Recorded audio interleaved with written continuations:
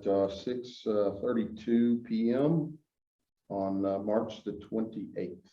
This is the meeting of the Fire Mitigation Advisory Committee of the town of Green Mountain Falls. We have Dan Batten, Rich Bowman, and David Douglas present. At this time, we're missing Kelly Hunter, but it's we understand she may arrive a little later. We hope so. So at this point, should we do the Pledge of Allegiance? Did you get us a flag? Okay, that's right. Okay. I pledge allegiance to the flag of the United States of America, to the republic for which it stands, one nation, under God, indivisible, with liberty and justice for all. Sorry. Zoom hybrid meeting. Yeah.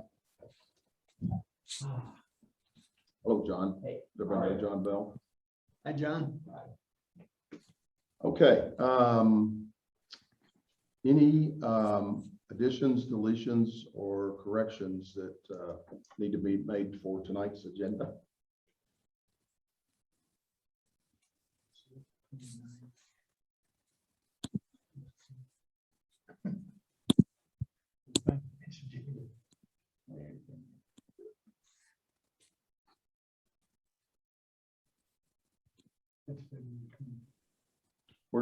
This isn't for the agenda tonight, John. Yeah. Yeah, we're trying to find it here. I think Oh, it's at the very beginning. Oh, is it? Top Yeah. one? Yeah.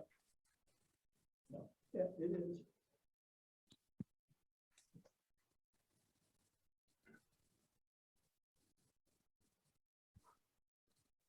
Fireman speaking tonight.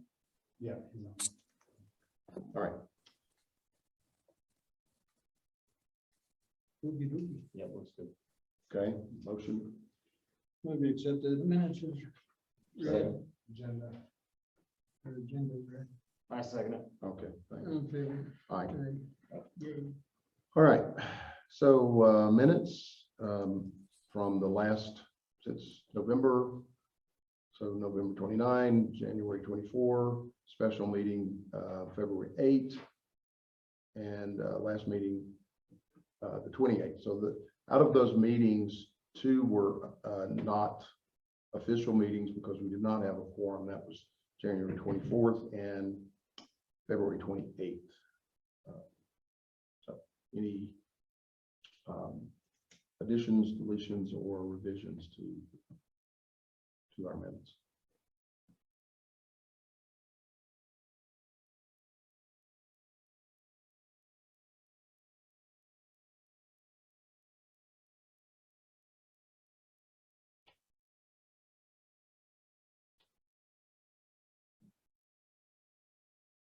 November 29th looks good.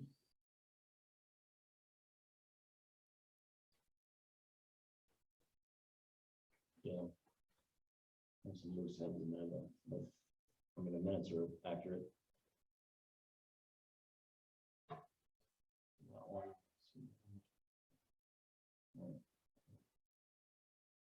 January 24th.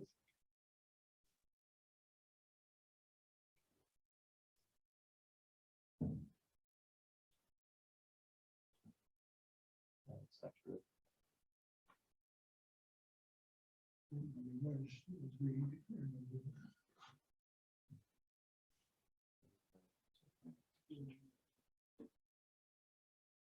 Yeah.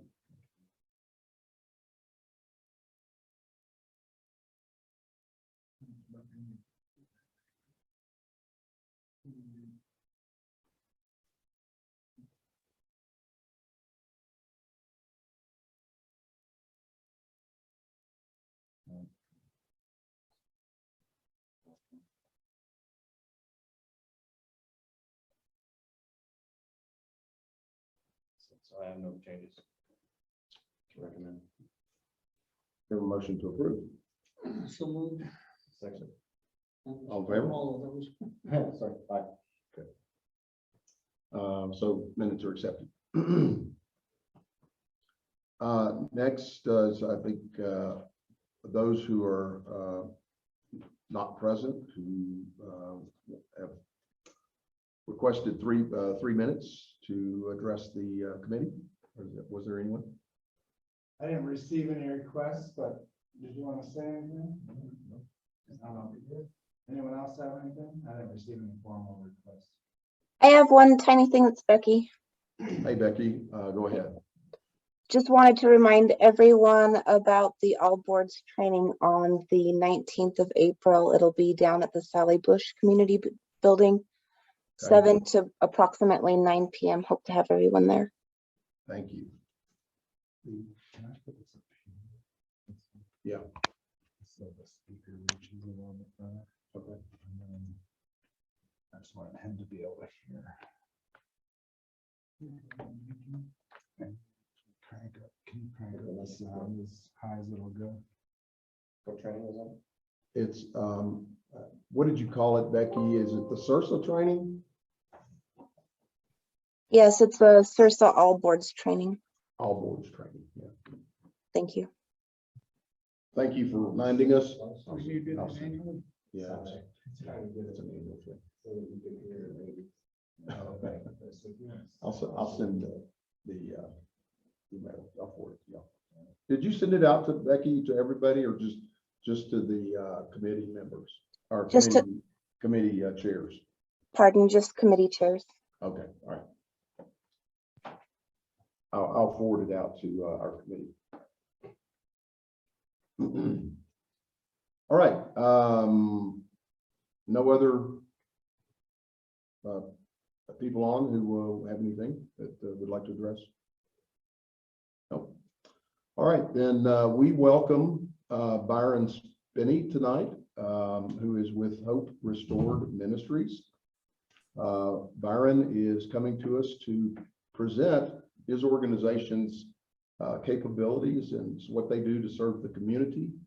And we are looking forward to this because we think there's a possibility there may be some ways that we can work together with Hope Restored. So Byron, thank you for making time tonight to present your organization to our committee. All righty. Well, I appreciate the opportunity to be here, and thanks, Dan. I know it's been a long journey to get me here, as I missed the first couple of opportunities. If you just want to click on those slides and let them roll, they're just some pictures of projects that we've been on, a combination of tornadoes and fires and whatnot.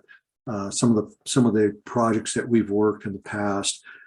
As an introduction, we're a local crisis and disaster relief ministry. We're in Colorado Springs. We're focused on helping people without the physical or fiscal means to accomplish the work for themselves.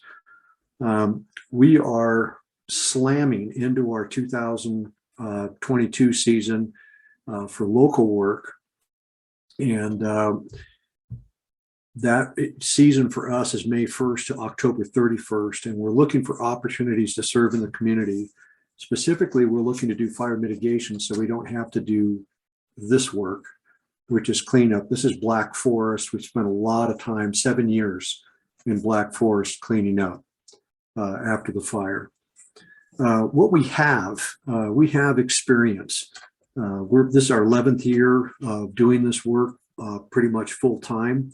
We have felled, limbed, bucked, chipped, hauled thousands of trees, not only out of the Black Forest, small firewood pile going there for a day we had, but also all over the country from tornadoes and other events. We have volunteers. We have equipment. We've got chainsaws, large to small, pole saws, Black & Decker alligators, which are basically a 6-inch chainsaw in an encased lopper. Battery operated, very quiet, extremely safe. We try to keep about 6 to a dozen of those on our truck all the time. And we've got a tool trailer, a dump trailer, and a bobcat. The other thing that we have is desire. Every one of our volunteers really wants to come out and help. We get calls constantly from our volunteers saying, what's next, and we will schedule probably Wednesdays and Saturdays all throughout May through the end of October to do the work. What do we need is the most asked question that we get. What do you need? What we need are people that need help.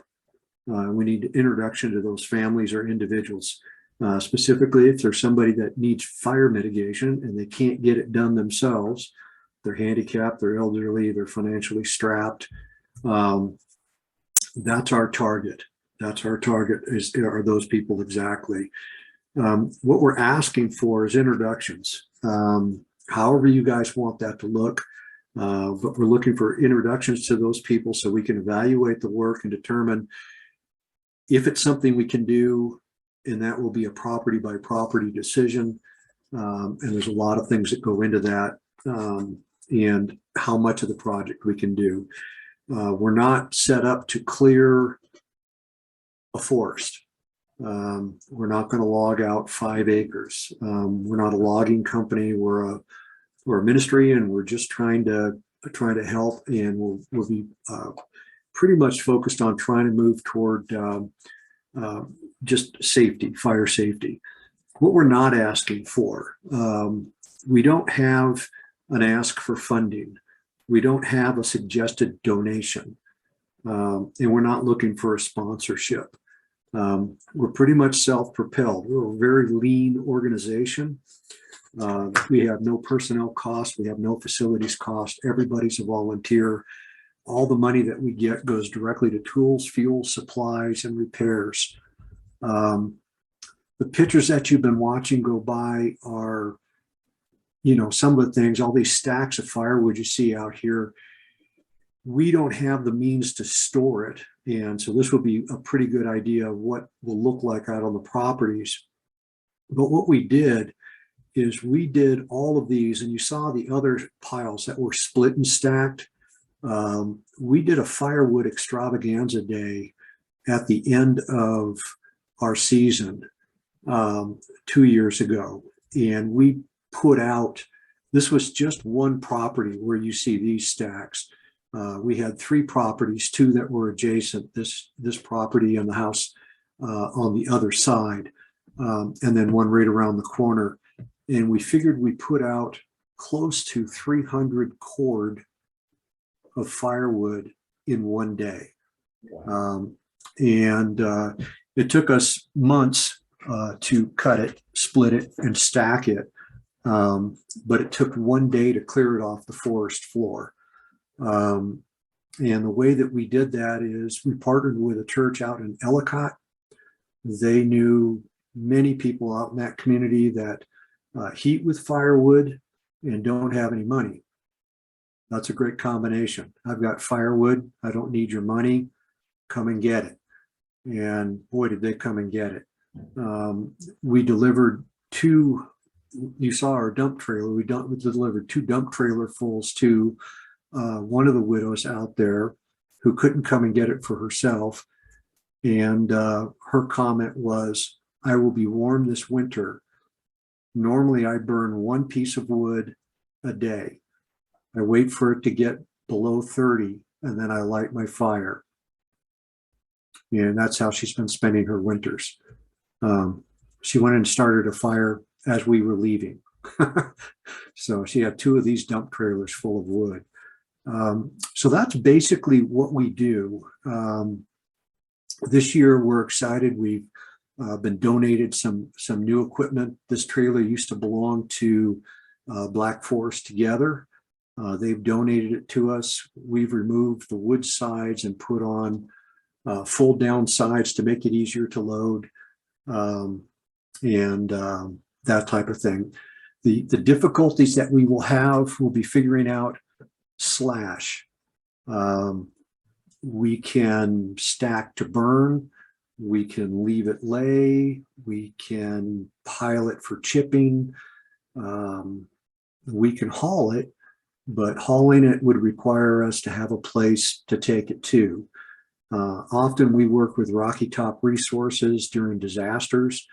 Like the wind event that we had at the end of last year, they allowed us we took 7 of these dump trailers, and we have a smaller one that a volunteer owns, and we took 6 of those up to Rocky Top. Would have cost us hundreds and hundreds of dollars to dump that.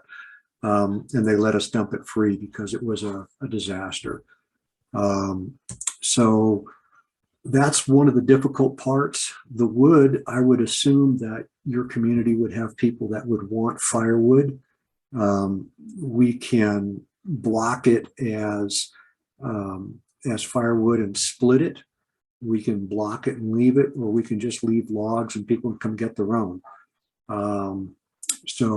And that's really kind of up to probably a project by project basis. But the truck that you see is the truck that we own. That's it. And so all of our projects will require us using that truck to bring the tool trailer and the dump trailer with the skid on it if we bring the skid steer. So that's basically what we have. Questions? I'm gonna ask Dan and Rich if they have any. I do have some. I think the biggest part we need to find out is town residents, who needs it. Who in the community is either handicapped, elderly, and needs their property cleared to some extent. And how we go about figuring that out, I'm not sure yet. That sounds like what you would need on a case-by-case basis, is that correct? Yeah, and a lot of what we do, we don't do case management in the traditional sense of case management. For disasters that are large, we've relied on like the Lutheran Disaster Relief. They do case management. We just don't have the resources for that. So what we do is we do this silly thing called trust. And we ask a question like, does your insurance cover this? No. We take that answer. If somebody says, I need help with this, I don't have the money to do it, we take that answer. And we just have to have a level of trust with the community and the individuals. And so that's basically it. But yeah, we would need to know who those people are. We don't canvass and we don't knock on doors. We have tried very hard to avoid sending a message to at-risk people that everybody who knocks on your door or canvasses that offers something free is a good person. Yeah. And so we want to avoid that, even though we are, we're good people. This is what we do. We have 11 years of doing this. And that it truly is for us a ministry, and it's good for our hearts. We love doing it, but there's a lot of scammers out there. And so we don't want to start that ball and get people used to that. That's why we look for the introduction. Hey, Byron, this is Dan. Hey, Dan. Hey, first of all, thanks for participating tonight. I appreciate it. A couple questions. How many volunteers do you have? We have 6 to 8 that are regulars. We're getting ready to, we've been talking with a group called Los Legendaros, and they are a group of Hispanic men, and they're worldwide now, but they are young and strong and very interested in coming out and helping. I worked with them up at the Marshall Fire. I had their teams, I ran their teams with some other teams 3 Saturdays in a row up at the Marshall Fire. Absolutely stupendous people. They want to come out and work with us. Hope Church, which is where that group came from locally. That's where they would like to come out as well. Lighthouse Church here in town wants to volunteer some people.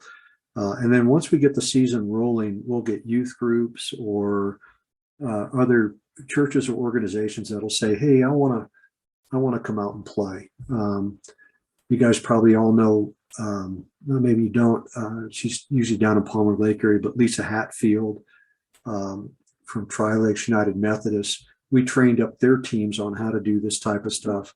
Their team will probably join us as well. And they're Firewise certified and all that type of stuff. But normally I would say during the week, like on a Wednesday, we'll have 4 to 6, and any given weekend, 8 to 20. Okay. So is your organization familiar with working with and navigating around liability issues with volunteer groups? Yes, we have waivers that all of our volunteers have to sign and re-sign every year. And we have a waiver for every single property that we work on.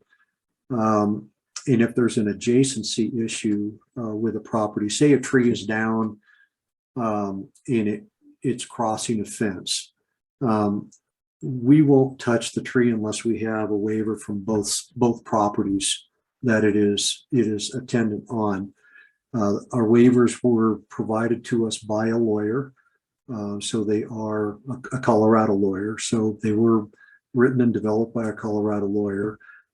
The way that they're written is that the volunteers, and this is what I tell the volunteers, you're signing a waiver that says you're about to do something incredibly stupid. You'll probably get injured, lose a limb, or get killed. And no one you know can sue anybody that has anything to do with this. You're on your own. For the homeowners, what I tell them, and we give them a copy of the waiver to sign, it's not very long, is that a bunch of crazy people are going to come on your property and they're going to do stuff and do their very best to do stuff really well, but occasionally things go wrong. You can't sue us or anybody we know. And that's basically what we have to do with it. And then the other step is just using experience and looking very carefully at the projects that are there and not setting expectations that are unrealistic. So, you got trees up and they've got a bad lean, or they're near a road or power lines or septic or something along that line. We're gonna take some real hard evaluation before we drop those. We don't have any sport fillers on our crew. We put a tree down, we clean it up. It doesn't just lay there. And we might bounce on the property, putting trees down in one spot, having a group cleaning that up while we're felling trees in a safe area someplace else, and then have, swap back and forth so we can keep things moving. But we don't just go in and drop, let's drop 10 trees. No. So does that answer the question, Dan, or was there something? No, that answers it. And it sounds like it's mainly a contract or an agreement between you and the private homeowner, the private landowner. Yeah, it's just a liability agreement. We make no, we try very hard to avoid the word contractor because we're not making any guarantee of service and we're not charging for a service. So. Right, we just have to, as an advisory committee, have to consider the town's posture on potential liability issues. Absolutely. And if it would be helpful, I would be more than happy to send our volunteer waivers and our homeowner waivers, both, for you guys to look at and review. Yeah, that'd be great, Brian. And then I think you've already answered my next question, which was your capacity and your capabilities. It sounds like I got an idea of what your capabilities are, depending on the need, I'm assuming, of each land, each parcel that you're working on. Yeah, there's going to be a lot of things that will cause that to vary. Terrain, density of trees, the health of the trees, things along that line, access in and out, where utilities are. A lot of our volunteers that are going to show up on a regular basis, I'm the younger one. So that's pretty much where that's at. During the weekend is when we usually get our younger volunteers. So we're not fast and we're not in a hurry. If we have to go back to a property a half a dozen times, okay. You know, I'm not in a hurry to finish it up. I'm in a hurry to do it right. So. And Byron, how do you foresee the introductions going?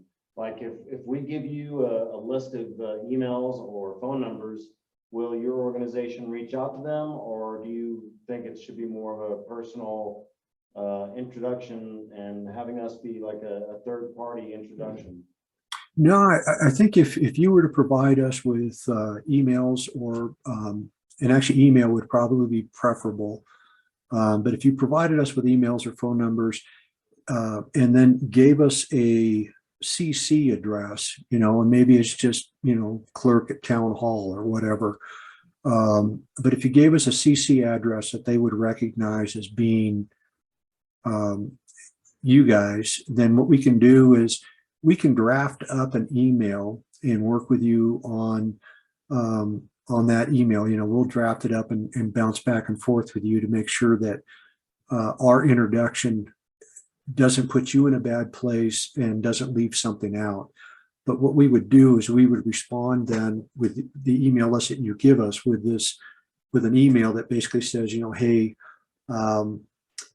you know, the FMAC has asked that or has identified you as potentially needing this type of stuff and has asked if we would look into it or whatever. And we'll write something like that.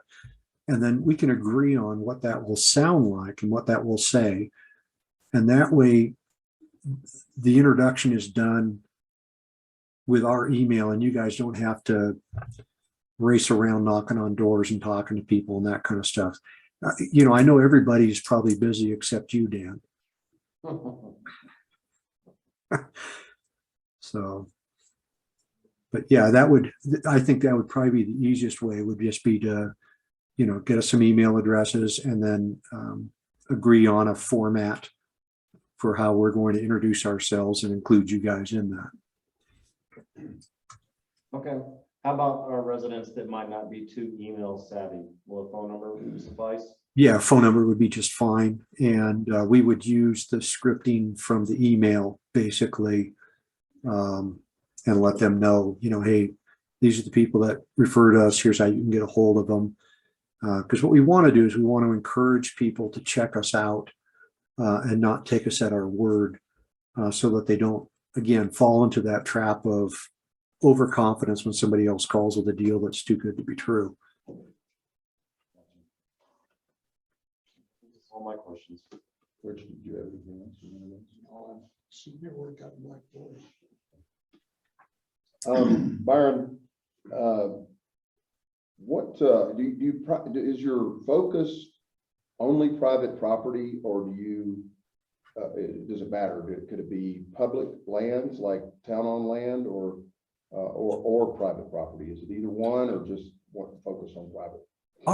Our preference is private property, and that's what we have focused on. We've made exceptions to that based on need. For example, in the spring fire from a couple of years ago, we went down and cleared a road so that the people had access back in. They didn't need help with their properties. They needed help getting access, and there was not funding for enough funding to get enough of the roads cleared in a timely fashion. So we basically cut and drug logs off the road and moved brush off the road. So I would not say that we would refuse to do public property, but our preference is private. You know, it's a relationship with the homeowner, basically, is more akin to what we're looking for. If there's something that we could do to help in the community, we would certainly consider that. Yeah, absolutely.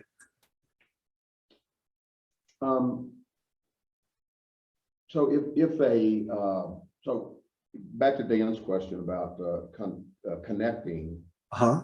someone. what if we made a general public statement about your organization and told people that they could give you a call?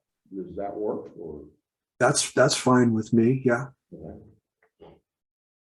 and if somebody got that announcement, they saw it listed on the website or whatever, and they called you and they said, you know, I really need some help. My property is, you know, maybe somebody told them that they had a fuels issue that would contribute to fire or to a worse fire than might otherwise be, and including burning their home.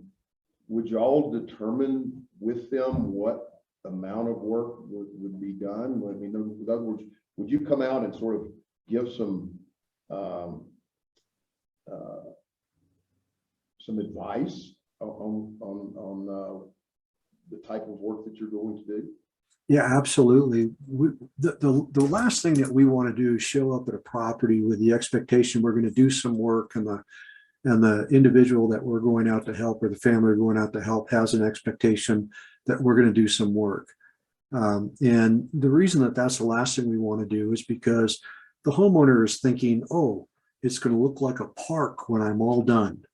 It's going to take 3 hours and they're going to come in and make my 10 acres look like a park. It's going to be perfect. So they will start with an unrealistic expectation. And we don't know what we don't know until we go out. So we always assess a property before we start. And part of that assessment is what can we do and what can we not do? What does the homeowner really want? A lot of times you will find with the homeowners, you'll find a fear factor or you'll find a convenience factor. Miss Prentice, for example, she's 94 years old. She rebuilt. She's tough. She rebuilt after the Black Forest fire. And all she cared about to start with was she didn't want a tree to fall on her house. And so we said, okay, so we started to clear the trees. And then she said, you know, this used to be my garden over here. And so we made that area safe for her as well. And we just kind of started to meet her needs in that regard. So the direct answer to your question is we would do an assessment. We would offer advice. We would bound what we believe we could do. So say they had more work than we could handle, we would say, this is what we can do. This is what we can't do. And this is where that leaves you. You know, we almost always start with ingress, egress, and house safety. Those to us are the most important things. If they can't get out, that's bad. If they get hurt and somebody can't get in, that's bad. And if the fire can run right up to their house because the grass and the one property that was on here where you saw everybody kind of in the oak, the scrub oak, that was like a lawn that went right up to Jane's house and literally surrounded and touched it. And if there had been a fire, nobody was coming. The fire marshal in her area told her, nobody's coming to your house because it's too dangerous. And so we had cleared a path on each side of her fence to make a fire break. We cleared around the scrub oak to make pathways. We cleared an area for a brush truck to get in and be able to turn around. And we eventually made an alternative exit to the road above her so that a large type 3 or larger vehicle could get in and get out of her property without driving into the prevailing wind. And she has recently passed, but her property was declared this is, if there's a fire in the area, this is where we're going to stage. So that's the kind of stuff that we would really like to be able to get a hold of. And, you know, can we do it all? No. We worked on her property for 8 years. You know, it doesn't just happen. course, you guys know that, but you can go out and cut all day long. It's not going to happen. It takes time. So, and those are the expectations we would try to set with the homeowner. How long do we think this job's going to take? What do we think we can do? What's it going to look like? Okay, thanks. I think I've already sort of addressed the issue of how you means test. You just take their word for it that they're maybe not financially able to get the work done, or they're physically unable, or whatever it is. You just take their word for it. Right. But what about funding of your organization and insurance coverage to come on somebody's property? Do you, those are two separate things. What is it? How are you funded, and how are you insured? Right now, all of our funding is individuals. So we have mostly the volunteers who come out and work really hard. We have a dozen or so people that provide $25 to $50 a month in funding. We have the church in the area that gives us $1,000 a month, and that's our funding. So our budget is less than $15,000 a year, and we make it work because we don't have overhead, no facilities, no people. It was designed that way because otherwise we spend all of our time running around trying to raise money. I got to hire somebody to write grants, or I've got to figure out where I'm going to get the time to write grants. And I don't want to chase money, to be honest with you. So we'd rather do it the way that we're doing it.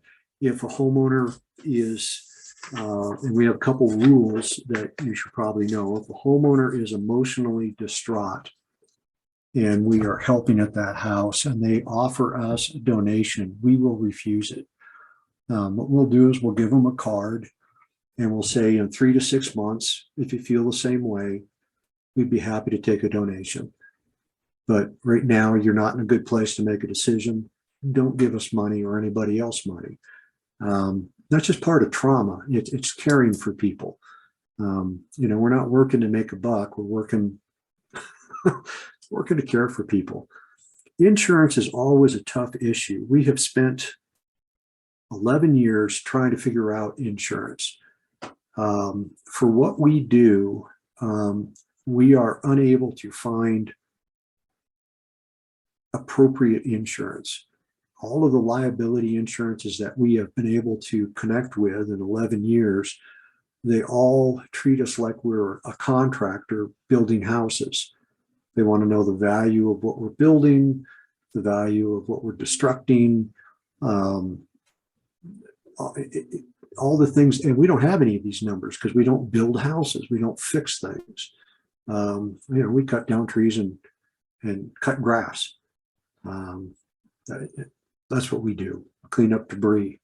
Like the pictures you saw, we take trees off houses. So from an insurance standpoint, the waivers are our insurance. Okay. All right.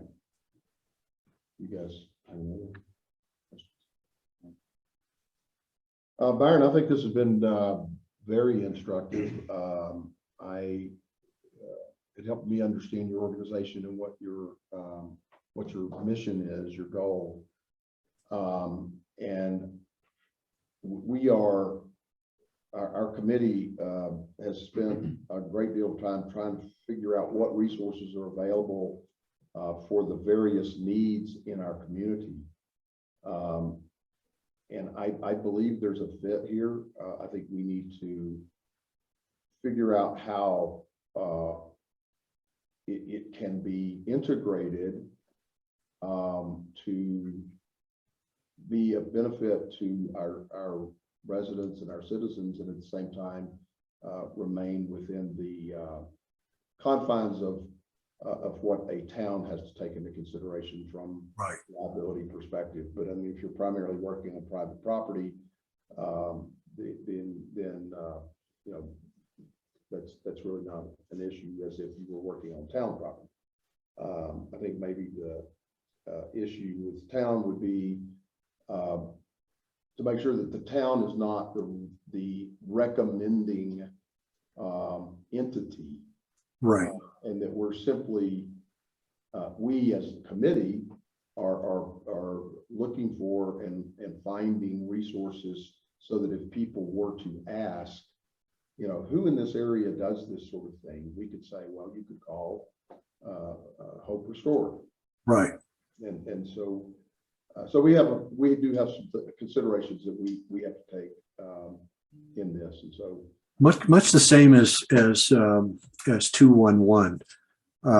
You know, they don't want the liability of saying we recommend, but we're on their list. And when the windstorms come or the hailstorms come, the seniors call us because they call 211 and say, what do we do? And they say, well, here's a list of resources.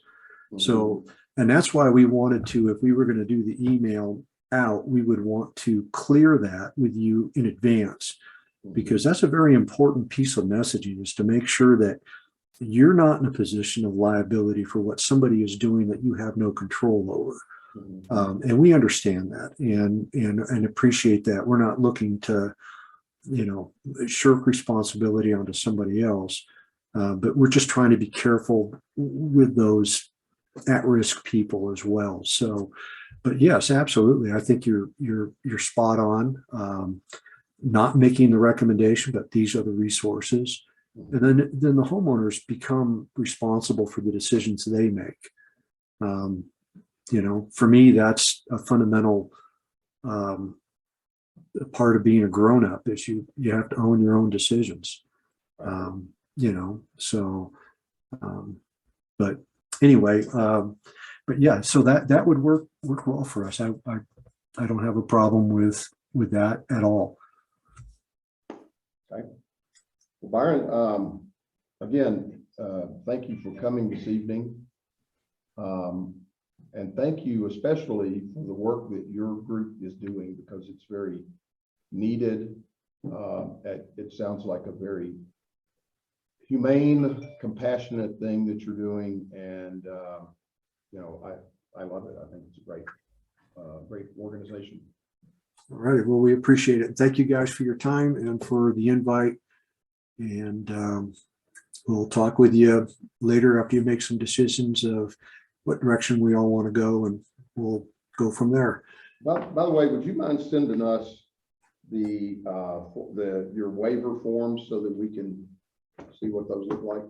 Absolutely. Yeah. There's no problem sending you the waivers. And I was trying to think, is there anything else I could send that would be helpful to you? I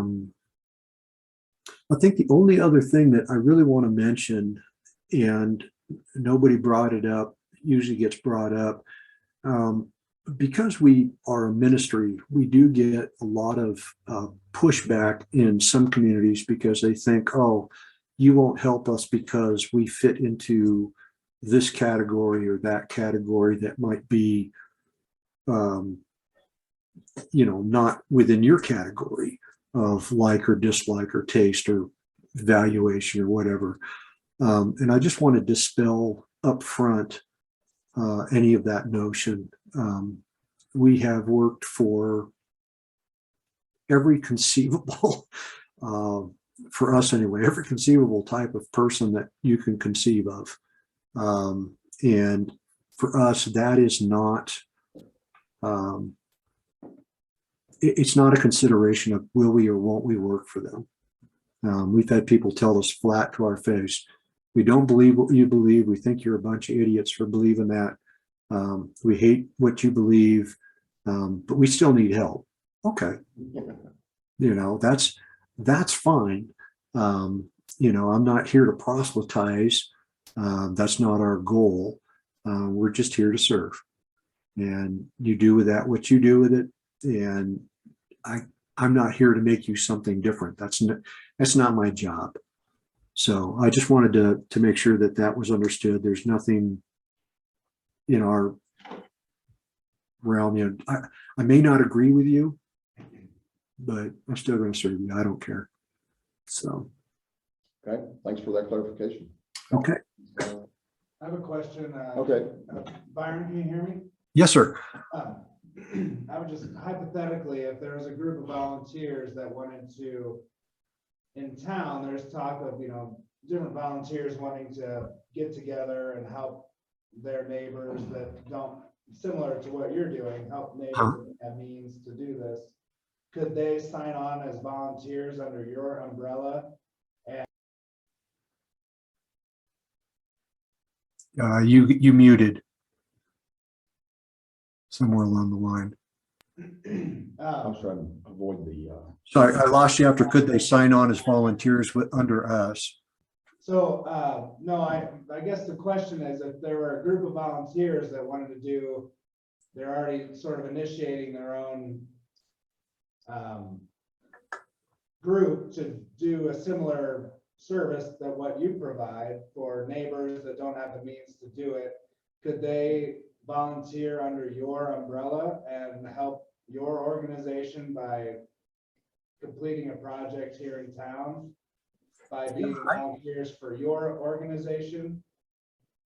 Yeah, I don't think, it'd be, we'd have to evaluate it, as to what the scope of that was, but we would certainly not have a problem with that. We have what we call SUVs, spontaneous unaffiliated volunteers that will show up occasionally.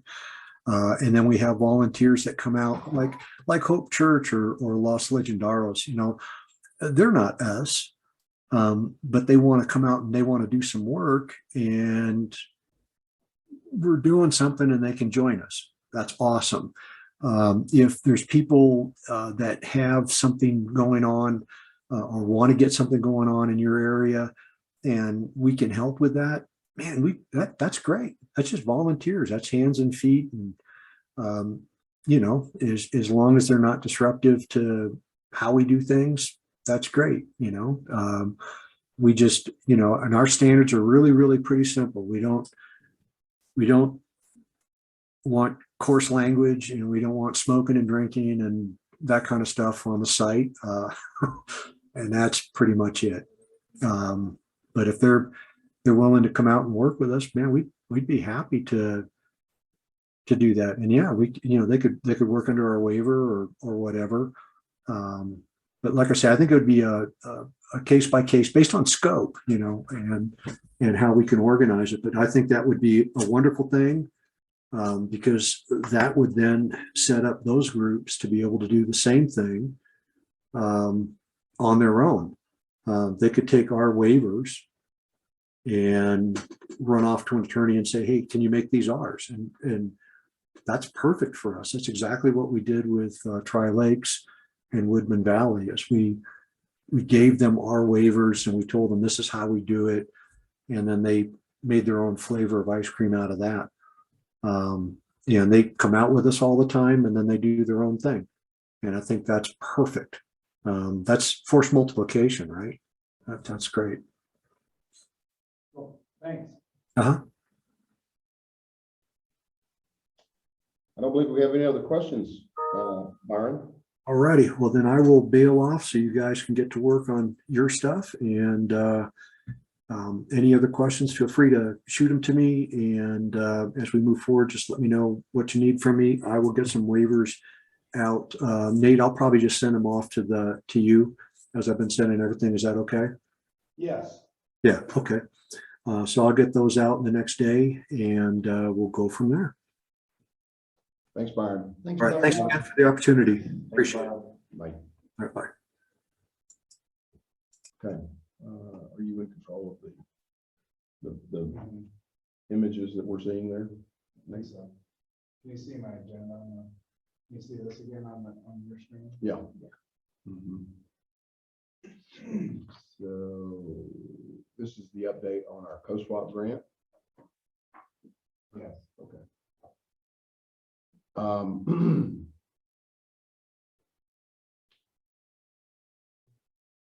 I can let you guys take a minute to read this if you haven't already. Page is that? I was making sure that. Well, first, Adrian is on. Is Adrian on? Yeah. Oh, okay. I So the didn't know next that. thing was the Well, cusp update. okay. I wanna go there. let's let Adrian, give us his update. Was fortunate to, meet with him last Friday, and, I asked him if he would attend and, give us an update on where we stand with the current CUSP grants. So with that, Adrian, glad you're with us. Thanks for taking the time this evening, and take her away. Okay, well, first of all, good to see and talk to everyone again. So I'll keep this brief, but for our grants right now, what we're working on completing this year is we're going to try to get 19.05 acres on town-owned property. So David and I were talking about this a little bit on Friday, but just kind of the question is where you guys would prefer to see those 19.05 acres. I was going to butt them up to the existing or the completed project underneath Thomas Trail, but it's just a question of which direction we want to go. If we want to go over into the Teller County side of things, or if we want to go uphill. So I'm going to try to get out there. I was trying to this week. I don't think I'm going to be able to make it. Maybe next week, get out there and take a look around and see what looks best. Just actually having boots on the ground, see what seems more feasible. But I just wanted to run it by you guys first and see if there's anything that you wanted in particular for any reason. So we're going to be working on that. There's also, we have a crew working on the Wallace Reserve right now, and they're working 2.77 acres. I was out there today. I'm going to be out there again tomorrow, but it looks like they should be done by Friday at the latest. So once they're done with that, we then have about an acre's worth of individual private properties that they'll be jumping onto once I get all the contracts put together. So hopefully by the time we're done with everything this year, we'll have that 19.05 acres on town and then 3.77 private property. And we're going to contract with Swift again to complete those 19.05 acres. And as of right now, our plan is to start them on the last 2 weeks of April.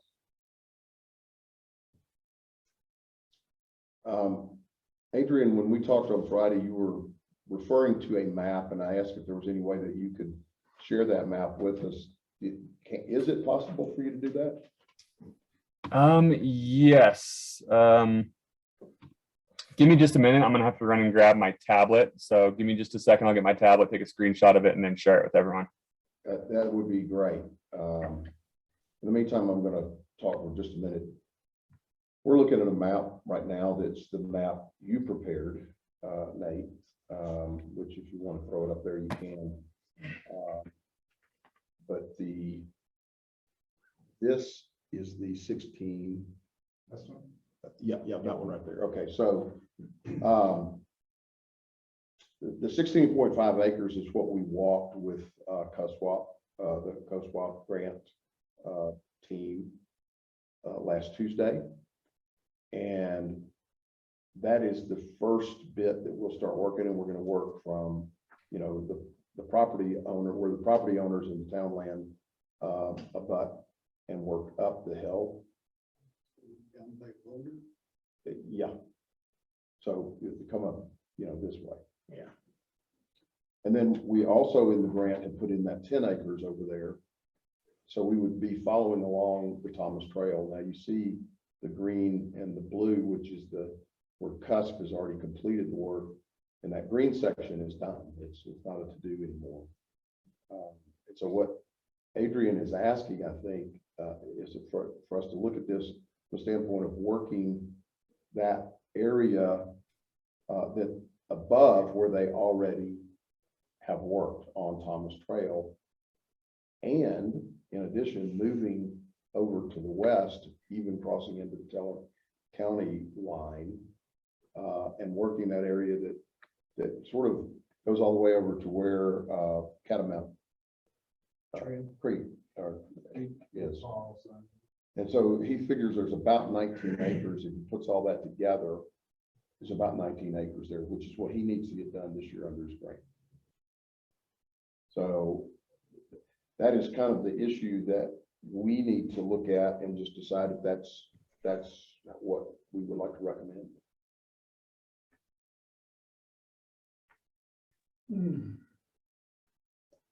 Are you back yet? That would finish off the top of Hondo across to Crystal Falls. My recommendation would be to come work down slope from the Thomas Trail and go this way. Yeah, but this is already included in the coast walk. That's included in the coast walk. Yeah, Oh, so okay. we can't. Gotcha. All right. Double dip. Yeah. Yep, all right. My Yeah, it would make sense for them to go ahead and go to the southwest and finish off that section. Yeah, I would say, yeah, if that's the case, yeah, keep going in the Teller County side, and then I would focus on the downslope from the trail. Okay. Downslope from the trail It's, to the private.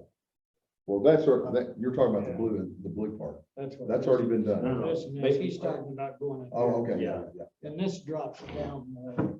Yeah. This is about the last house. This drops down more. Mhm. So they would be coming down toward the road, I would imagine, past the gate. And part of that up there is city property, so. I guess the no, map that Adrian's gonna bring up will probably illustrate. Yeah. a little bit. part of that up there is city property, so. I don't know if they would- Adrian, are you back with us yet? Yeah, I'm here. Okay, are you ready to share or?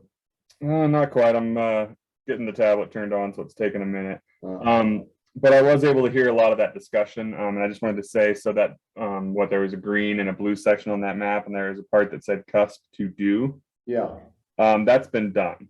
So I'm not sure if that's been addressed before, but that has been done. So let me see here. I will go ahead and keep working on this. It should just be a few minutes before I can screen share this with you guys. I mean, this is my map, which while it's very good, Nate put it together. It was more specific for the purpose of talking about the post-walk grant. Sure.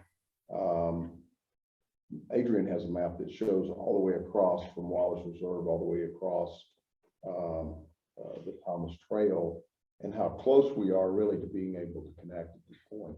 So I really think we need to start looking at this holistically to help identify where we're going from here. If we could get Adrian's map up there to look at real quick.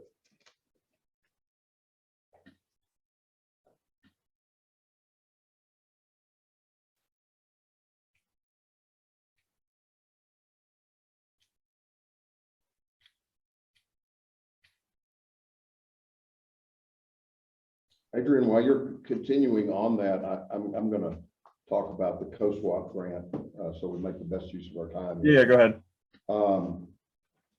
So we did a walk around on the 16.5 acres last Tuesday with David. This is his last name, Belletti, with the Colorado State Forestry Service, and a couple of people from Mile High Youth Corps, and then, you know, some of our residents. Is that similar to Adrian's map? No, Adrian's got a much better one than that. You're gonna be envious. That was cusp map. He's got a better one than that. Wasn't mine. So part of the reason that we did the walk around was DNR had some questions in our grant applications they wanted answered by the Colorado State Forestry Service, particularly a plan of how this was, you know, going to be carried out, and then jointly to decide, you know, we had been granted 12 hours or 12 weeks, I'm sorry, of work. We've got 26 acres identified within the grant. You know, how much of that 26 acres could really get remediated in a 12-week grant? And so I think the Coast Walk was really looking for an answer on what could reasonably get done. And it was agreed, I think, by the end of the meeting that day that it was unrealistic that 12 weeks would even get the 16 acres completed. Is that, am I saying that right? So Nate has, by agreement among everyone, Nate has made a request to COSWAP for adding on an additional 12, or did we ask for 13? Additional 12, An additional 12. pending board approval. And then we sort of got some encouragement to do that from Mile High and from Courtney as well, right? I mean, there was an indication that they would be receptive.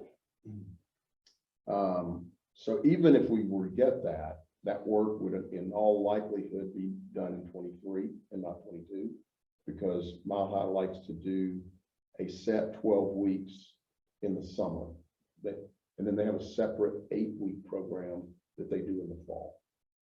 So if we get 12 weeks, they want to do 12 weeks this summer and 12 weeks next summer.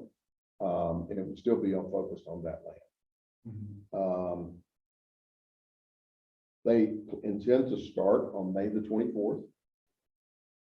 And they made a request on May 24th, that week, that we would have people, they asked for David Paletti to be on site to observe the work that was being performed relative to the plan that was to be developed. David is unfortunately unable to be there that week. Nate is, I think, are you taking that responsibility? To work every day with the Mile High Youth Corps people to see that the scope of work is being carried out as planned. More or less to define, make sure they know the boundaries of where they're working, and that they know David Paletti is going to write us a prescription, sort of an updated prescription for the area. He's a forester from the state, and so we'll have that from him. I'm going to walk the area again with one of the residents up there. We're going to flag out, make sure everything's very clear, including a buffer. You know, What day are you doing it? we haven't set a date to walk, but I'll let you know for sure. Can I be invited? Yeah, for sure. I think the more people that have the experience of Yeah, that, and even will be greatly, it will enhance this a lot from the start. sure, and even I think maybe what you're getting to as well, that first week, even if you might have some time, Dan or Rich, maybe that first week, just to come out and with me and with that crew, and just to say, make sure everyone's on the same page, because I'm not an expert on fire mitigation, but even though I've learned a lot so far, and I think it's pretty, in some ways, pretty straightforward, but It's firefighter stuff. It's pretty simple. no, I'm not saying, I'm telling you, it is. I'm not saying that, No, I would very much like to go. but I would like to get your participate. input Yeah. for sure, and if you have time that week when they start, it certainly would help to have a couple other people. Yeah, all I need is some dates shot to me. Well, plan on May 24th right now, it being that week, but they've asked for us to be, they've asked for all of us to kind of show up on May 24th, right? I mean, I think so. I think more or less it was, and we need to be careful with the committee aspect. We can't yeah, have right, like right. full committee. Yeah. Otherwise, we have to Becomes post a it meeting. as a meeting. Mhm, But if if I'm there as a project manager and one or two of you are there mhm. from the committee, and if we have other volunteers that aren't, like Mike Martin, who knows the Mhm, land mhm. Yeah. very well. But if it's May 24th, I might have a problem that day. Okay, that's fine. I mean, That's my anniversary. oh, that's good excuse. That's not a It's problem. not a huge problem. She's used to me running off on fires on her anniversary or birthday, but she figures I'm not doing that anymore, so. I'm adding it to my calendar just to remind me that that's happening, but I'll make details of like where to show up. Yeah. And I'll let you know if we walk the property again, if you want to take a look, once we have it more defined. If you can give any pointers, ahead of time that I can take to that meeting as well. Well, I'm not an expert on forest mitigation either. Right. But I mean, I have seen a lot of forest burn. I'm more of my wheelhouse is more about structure protection, but Right. I want want to participate in it, and if I see an opportunity to provide input.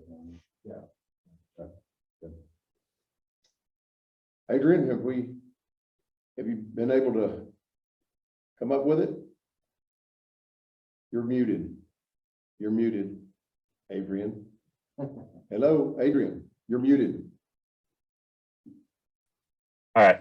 So yeah, so I got it up on one of my screens. I can either screen share with you guys, or I also sent a picture of it to you, David, if you guys want to look at it. Send it to me. Whatever works best. Can you let him split the screen share? Yeah, you should, Or do I need to do that? Let me you should be able to share, Adrian. I'm seeing host disabled participant screen sharing. So I just need to do the share screen thing. How do I undo this? All right, you should be able to do it now. There we go. I got it. Okay. All right. You guys seeing this? Yep. Cool. Do you see my mouse too? We're not seeing it up on the. Yeah, I see it. Hold on one second.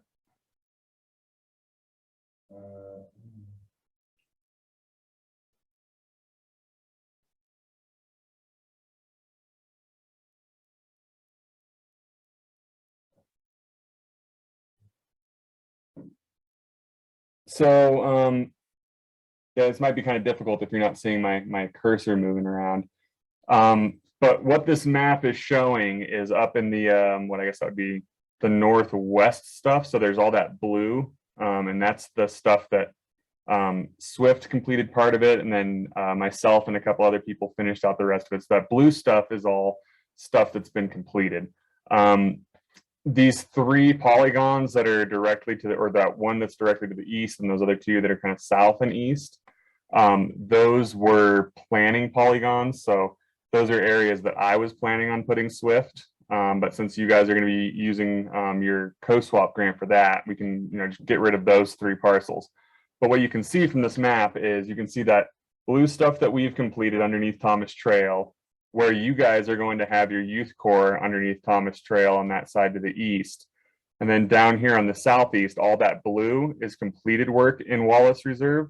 And then those 2 red polygons, the smaller one is the polygon that's being worked right now in Wallace Reserve. And then the other one is the rest of a 5-acre parcel that we're hoping to do later on this year once the Historic Green Mountain Falls Foundation ticks past their fiscal year, and we can hopefully get some more match from them to keep working there. So this just kind of shows, how this is starting to come together as a break along the edge of town here. So, depending on what we're going to be doing with Swift, you'll also be able to, imagine 19-ish acres either out to the west or maybe west and kind of south, but it just kind of gives you an idea of how this is all kind of starting to connect. Adrian, what is the land? From the red square that is the Wallace Reserve, which are currently working on. There's a parcel of land that has no coloring at all before you get over to the other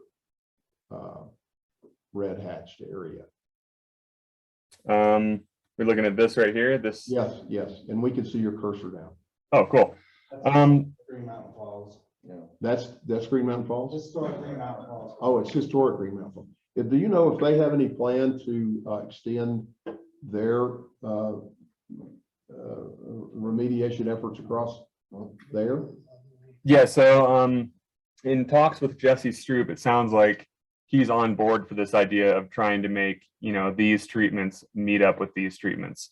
Okay. So with the acres and the match that we have from Historic Green Mountain Falls, we're going to keep working their side of the fence and moving up to this northwest while you guys are working down here to south and east. And then once we have some of this stuff worked, we can, if this is Green Mountain Falls, which I'm not 100% sure if it is, but if it is town-owned property, we can then dip into that also. Although no, that's Historic Green Mountain Falls also. So we'll keep working this way on the Historic Green Mountain Falls as you guys are working this way with your youth corps, and we'll be working out to the west with Swift.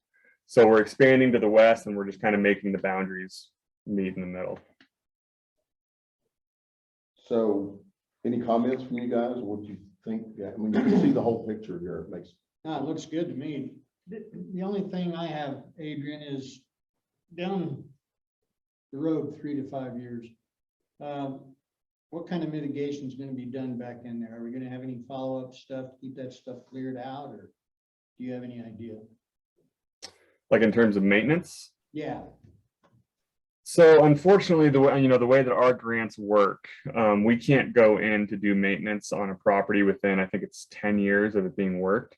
So Okay. we wouldn't be able to fund any sort or, help fund any sort of maintenance in the area. I think that would have to be on either town or, historic Green Mountain Falls employees. But you may be able to look in to see if there's some smaller grants, like maybe some GoCo type grants or stuff like that, that you may be able to get a little bit of funding to have people go in and do maintenance. Because you will need to go in and do maintenance probably, I mean, the state says 10 years, obviously, that's why they fund it again after 10 years. But I would say if you'll probably want to go in and do maintenance after 3 years, after 5 years, after 7 years, after, every 2-3 years. So how that's going to work, I think, is going to be on the town. I'll keep working with CUSP and making sure that we're looking for grants that possibly allow us to do that sort of thing. But none of the grants that we use right now let us go in and fund maintenance. okay, great, thanks. I don't think you can do. what, burn? Can't do that. I mean, you can. I hear someone float the idea of throwing a match. No, No. no, very gently. Wonder who that was. It can be done. It's just. it's It scary to a can lot be, of but people. it's gonna be your insurance, not ours. Well, it's just scary to a lot of people, but it can be done very safely. But in all seriousness, that is kind of the direction that a lot of this is moving. Is Yeah. we go in and we spend a lot of money because it's really expensive, and we spend a lot of time because it's really time consuming and hard work. We go in and we do it once, and then from then on, we set it on fire to maintain it. I mean, that is kind of what the national cohesive strategy is wanting us to move towards. So Yeah, that's the cheapest way of maintaining it Oh, yeah. and most natural. and most natural. As far as prioritizing, I would like to fill that gap. And Which gap are The you gap, talking? the gap between the Wallace Preserve and Here? the coast swap, to the northwest. That's So that's that private historic, property. well, that's historic Green Mountain Green Mountain Falls. Falls. So if we can get a hold of Jesse Stroop, could we potentially get working on there? He's already spent his money for this year. So So but- it may happen next year. so the cusp can't work on that land then. No, No. They're working on They could- Wallace Reserve, which is historic Green Mountain Falls. yeah, So they're working on that Area there and sneaking swath, over. but Yeah, so we are working that area that's this historic Green Mountain Falls Foundation. We've run out of match for this fiscal year, and their match is a little bit lower than what the town's is. So it's going to be a little bit slower moving. The other issue is the way that these grants were broken down. And I actually have it pulled up so I can give you the exact numbers. It's on the here we go. On the SFA, I'm sorry, on the furworm grant, it is. We have 40 acres that we have to do in public land, and 10 that we have to, or 43 in public land and 10 on private. So those acres that we have to get on public have to be on Green Mountain Falls owned property. We can't do it on historic Green Mountain Falls Foundation property since it's technically private. So we have a limit to the private acres that we're able to do. Unless, if it's something that we all decide that we want to pursue, I could maybe go to the State Forest Service office and see if they'll fudge some things for us and allow us to work more acres on private. But then we would still need to have match. So that match would have to come from the town probably to pay for non-town mitigation, if that makes sense. Pay for non-town mitigation. if it's a public use trail that goes through there, maybe. Yeah, I mean, will they not? It's for the town good. for the town, But we'd but have it's to- not town property, using taxpayer money to clear private property.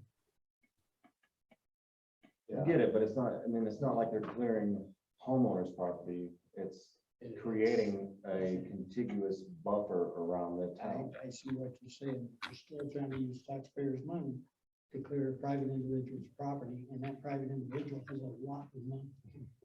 Sure. Well, you can always go to that private individual first. All they do is say no, then you can go to the town. He is doing it, he'll probably do it next year.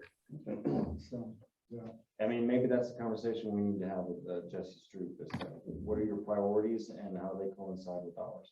Yeah. And then if you're already planning on working on filling that gap, then we'll work on another area. So, I don't know, do you talk to Jesse often? Okay. So does Adrian, I think. Yeah, maybe that's just a conversation that needs to happen. And I think Adrian has a pretty good idea that they're going to do that. ask for funding for that parcel for next year, right, Adrian? Yeah, so in conversations that I've had with him, I think he was saying that their financial calendar ends in July, I think. So after July, there will be another, I guess I don't want to say, I don't want to say anything I shouldn't be saying, but he'll have another round of funding released that we'll be able to use to do another 3-ish acres. He's been super vocal about wanting to do as much mitigation as they can, but it's the same thing as with everyone. They just have a set budget. And with the way that our grants run, we have to have that 60% match to our 40% contribution. So anything over that, it's just going to be a few years of going. It's just kind of slow go. Unless we're able to figure out some sort of a collaboration, it's going to be, it's going to be dicey and maybe tricky. I think it passes the straight face test for me to talk to the state and have the state allocate more acres from public to private. But as far as being on a committee and like you guys were saying, asking taxpayers to pay for technically public land, that might get a little bit dicey. So I'm not sure how all that works with the political side of things. But we have, the 10 acres for private land. One of those is being used up by individual private properties. So that gives us 9 acres to complete, from through here. So I'm not sure it's going to reach all the way on this grant round, but we can, if we do have the interest and if Historic Green Mountain Falls has the money to put up, or if there's different cash flow that we can use to help supplement that Historic Green Mountain Falls Foundation, we can apply for it in the next round of, the next fur worm or the fur worm 2 years down the road or something like that. As long as we do have the commitment that we're going to get that money and that we're going to have that match.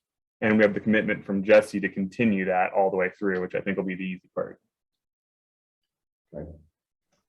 Would you, with your cursor, well, nobody else can see that, but right here, this L-shaped section right here is the Thomas land, it's private land. So that's why that you've got that space that's Right there. Yeah, exactly. So given all this information, are we agreeing with him that this should be the focus over to here? Like it'd be a sort of Yeah, I an think you L-shaped should. piece here? Yeah, I think you should continue on through there. That's gonna take, looks like past the gate. You're talking about how far over to the west, Adrian? Are you talking about going to the pump, where the pump station is? Yeah, it'll just kind of depend on how far over I have to go to get 19 acres of workable land. So it's kind of hard to say without having actually been out there and walking it yet, because I'm just trying to draw it in my tablet here on the map so I can go out and have a look at it sometime next week, hopefully. But things are going to change once I get on the ground, I'm sure. Yeah. Yeah, There's a real steep area there. Yeah, you're right before you get into that drainage, you turn that corner, it gets really steep. But yeah, if you're talking about continuing west, looking at your map, continuing west and downslope of the Thomas Trail, I think that would be a good, if we're talking about those other gaps potentially being in the works for being filled, then yeah, just continue west and downslope from the Thomas Trail would be my suggestion. Okay. And then just one thing, and this might be something that we maybe revisit this next year after you guys are done with your co-swap youth corps. You know, you're doing the, what was, how many acres was it right here you guys were gonna do with them? Well, it was we put the total of 26.5, all right, in the grant application. And they're saying that even if we get the full 12, additional 12 weeks, full 24, it's most likely we would not be able to get even into the 10 acres. Or do they? I don't know, maybe into that 10 acres. But all we were focusing on downstream or down slope from the trail. So I think maybe where Adrian's going, they could potentially work a little bit Upslope, yeah. from the trail. I think that would be safe, and I think as far as not overlapping with the coast walk crew. And you know, it's also, you know, a possibility. Something else that I was going to bring up is, you know, if they hit this area and they get this all done, but they're not able to get here, that's possibly something that we can look at using the rest of our funding in Green Mountain Falls to do that, so that we're actually moving along this way. I just don't want to start doing any work there, assuming that they're not going to be able to get to it. Yeah. My experience with Youth Corps is I would be shocked if they do. But just in case they do, I don't want to work there. But if you guys use them for the whole time that you have them and they're not able to complete this area here, that's maybe something that we can look at next summer, having Swift coming out and working that, so that we are working our way down to the south and east. Okay. And looking further out, just for the benefit of, you know, sort of the committee, you're always looking further out than, you know, the grants you have and that you're executing right now, and you're looking for what are we going to make grant applications for in the future. And when we talked on Friday, you said if we could get out like a 3 to 5 year look in terms of identifying town land and continuous private property acreage that you know is there, that you could go and get a grant for, that would be beneficial. Is that correct? Yeah, certainly with the town-owned property, that would be a lot less headache. The issue that we're running into with grants where we're doing multiple smaller properties is, you know, people getting cold feet at the last minute. Yeah. So if we were going to try and figure out a way to try and get some kind of continuous parcels through Green Mountain Falls, and you know, I can work with the people at CUSP that deal with legal stuff, but we might have to figure out some sort of a contract or some sort of something saying that, you know, we're going to apply for this grant and you are committing to paying this much for the cost share, you know, in this time, yada, yada, yada, so that we're not, you know, applying for 50 acres and all of a sudden we can only get 25 because half the people backed out, you know? Yeah. But that's the, but having a list of interested people and places that we could work certainly wouldn't hurt anything. Okay, good. All right. Are there any other questions for Adrian? So you're just so I'm clear on your schedule right now, you're saying end of April-ish for doing the 1 acre that's sort of the right of way that we had talked about previously, and beginning to work on the 19, the other up above Thomas Trail and over towards the pump station out west. You're looking at April, late April as your starting time? That's what we're hoping for, yeah. And there's this that Nate and I went out and walked, that what was supposed to be an alley up the side of a hill. Yeah. There's that we can have Swift, you know, start on. That'll maybe take them half day, and then yeah, bounce over here. And we're hoping. I still haven't gotten. Let me double check before I say this, so I'm not lying to you guys. I still haven't gotten an email confirming Swift's schedule, so we're still waiting to hear back what their schedule is. But what we're asking for is the last 2 weeks of April. Okay. You have offered in the past to let us or to put a chipper in place in town. How do we need to go about requesting that? Well, what we can do, I can send you the, you know, the packet with all the information about pricing and request forms and stuff like that. So you guys can look those over and decide if you want to do it. And probably, I mean, filling out one of the request forms that's in it is good so that we have the information and stuff like that. But probably the quickest way would just be to reach out to me sometime when I'm in front of my computer or have one of my phones so I can see my calendar, and I can just set up a date for it. Okay, so we have to pay for it. Yeah. No freebies. No freebies, no. The social science that we've been finding out a lot with people that are trying to run free chipping programs is they're just not sustainable. Yeah. And it's just one of those things. In order to drive mitigation forward, you really need people to have some sort of skin in the game. Yeah. So you really need an investment in just doing things for free. People start to expect things for free, and things run out of steam quickly. Yeah, okay.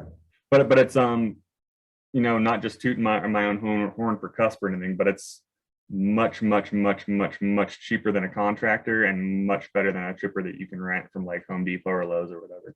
And I'm assuming you would have to put your own people to run the chipper. Is that right? Yeah, so the way it works is we have 2, sometimes 3 people, depending on people's availability, so that we actually operate the chipper, and then we ask the people, whether it's a situation where we're driving around from house to house picking up slash, to come out and help us move the slash to our chipper, and then we'll chip it for them. Or if it's like a drop-off thing like we've done in the past where we just set up camp somewhere, volunteers to at least help unload their trucks and bring stuff to the chipper so that we can then load it. So then we're able to use that time as volunteer time as soft match for our grants that we use to pay for maintenance and hopefully a new chipper this year. So we're able to get that volunteer time. So we're able to make the price lower since we're able to use that volunteer time as soft match. Okay. All right. Would you send me your typical paperwork that is required along with pricing so we can have that as a data point? Yeah, I will do that right now. Thank you. After some digging, of course.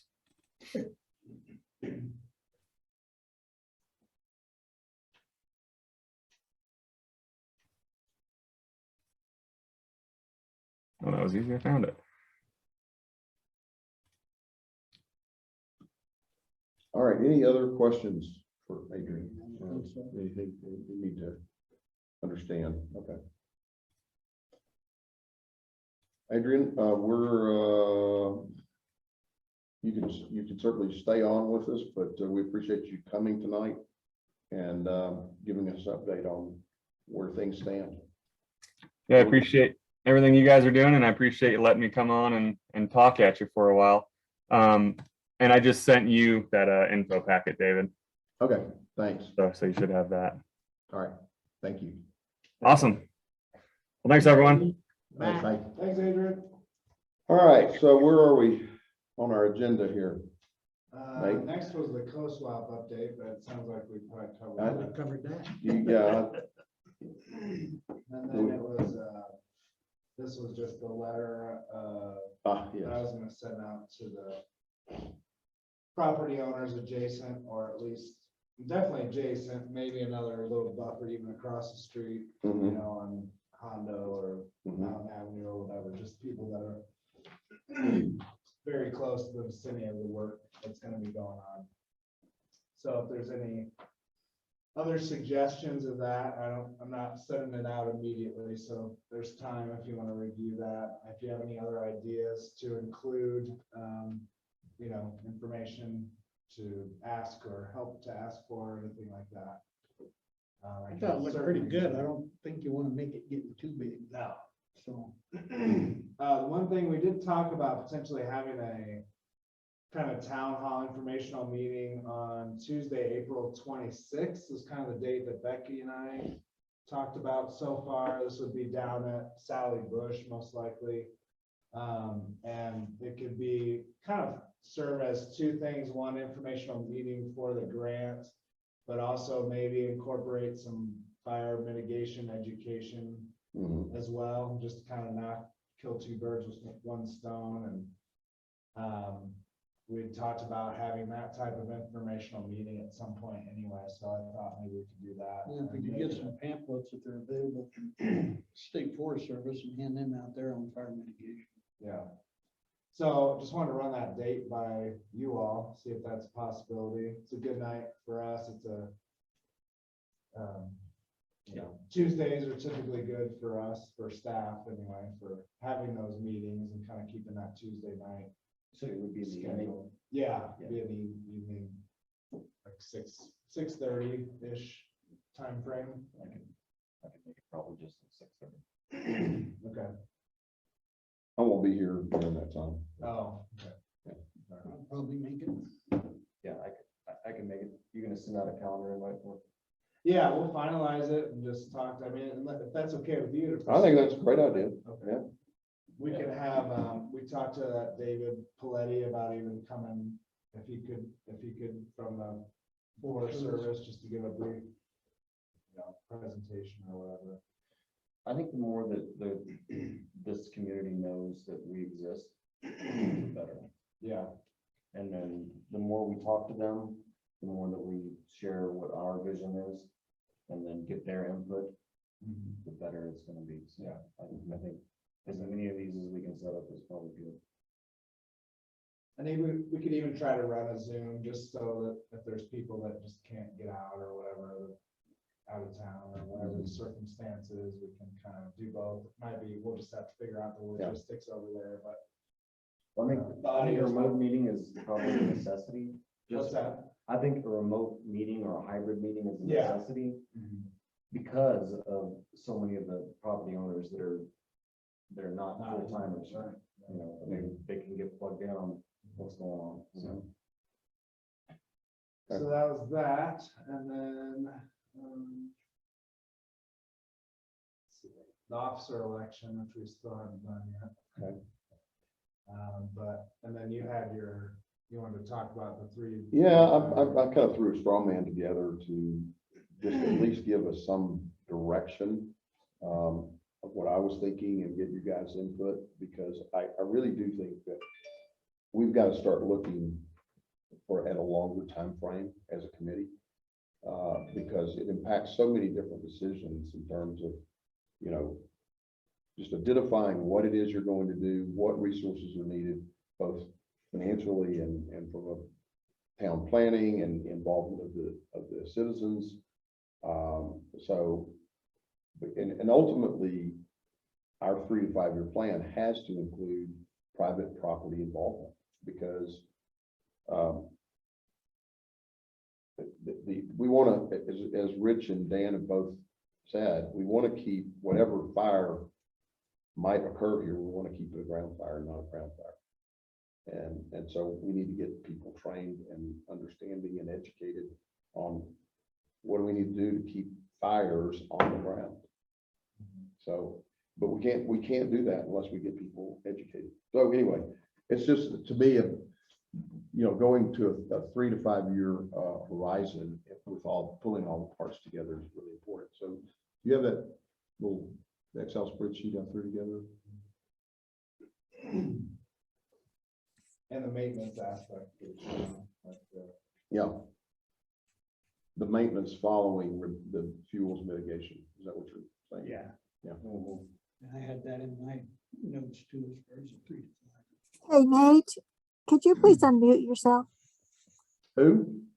Nate, I can't hear what he's saying. Can't hear you, Nate. it's nothing important. He's Big Gabby. He's not muted, Carolyn. He's just sitting It far. looks like he is. Oh, I'm muted because we have an echo in the room. oh, sorry. So I didn't say too much last time other than I can't think because of the echo that we have. I could hear Adrian loud and clear. I can hardly hear anything the Fire Mitigation Committee has to say, but okay, if it's a hardship, I'll deal with it. Don't worry about it. You can mute yourself. You couldn't. We'll hear try to the- speak up. You couldn't hear the committee? Not a lot, but that's okay. Oh, It's gosh. not my, I mean, never mind. Don't worry about that. I was just interested in what I can follow up and get the info, anything I need from Nate or from you guys. So don't worry about it. Okay, all right. Well, what we're looking at here, just real quickly is, that took about a couple hours this past week and thought through. To me, we could break our task down into fuels mitigation, education, ordinance and enforcement, and code updates, notification and evacuation, grants, and volunteer and other financial.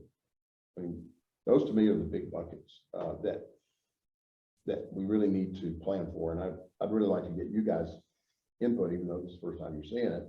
Is this make sense? Yes.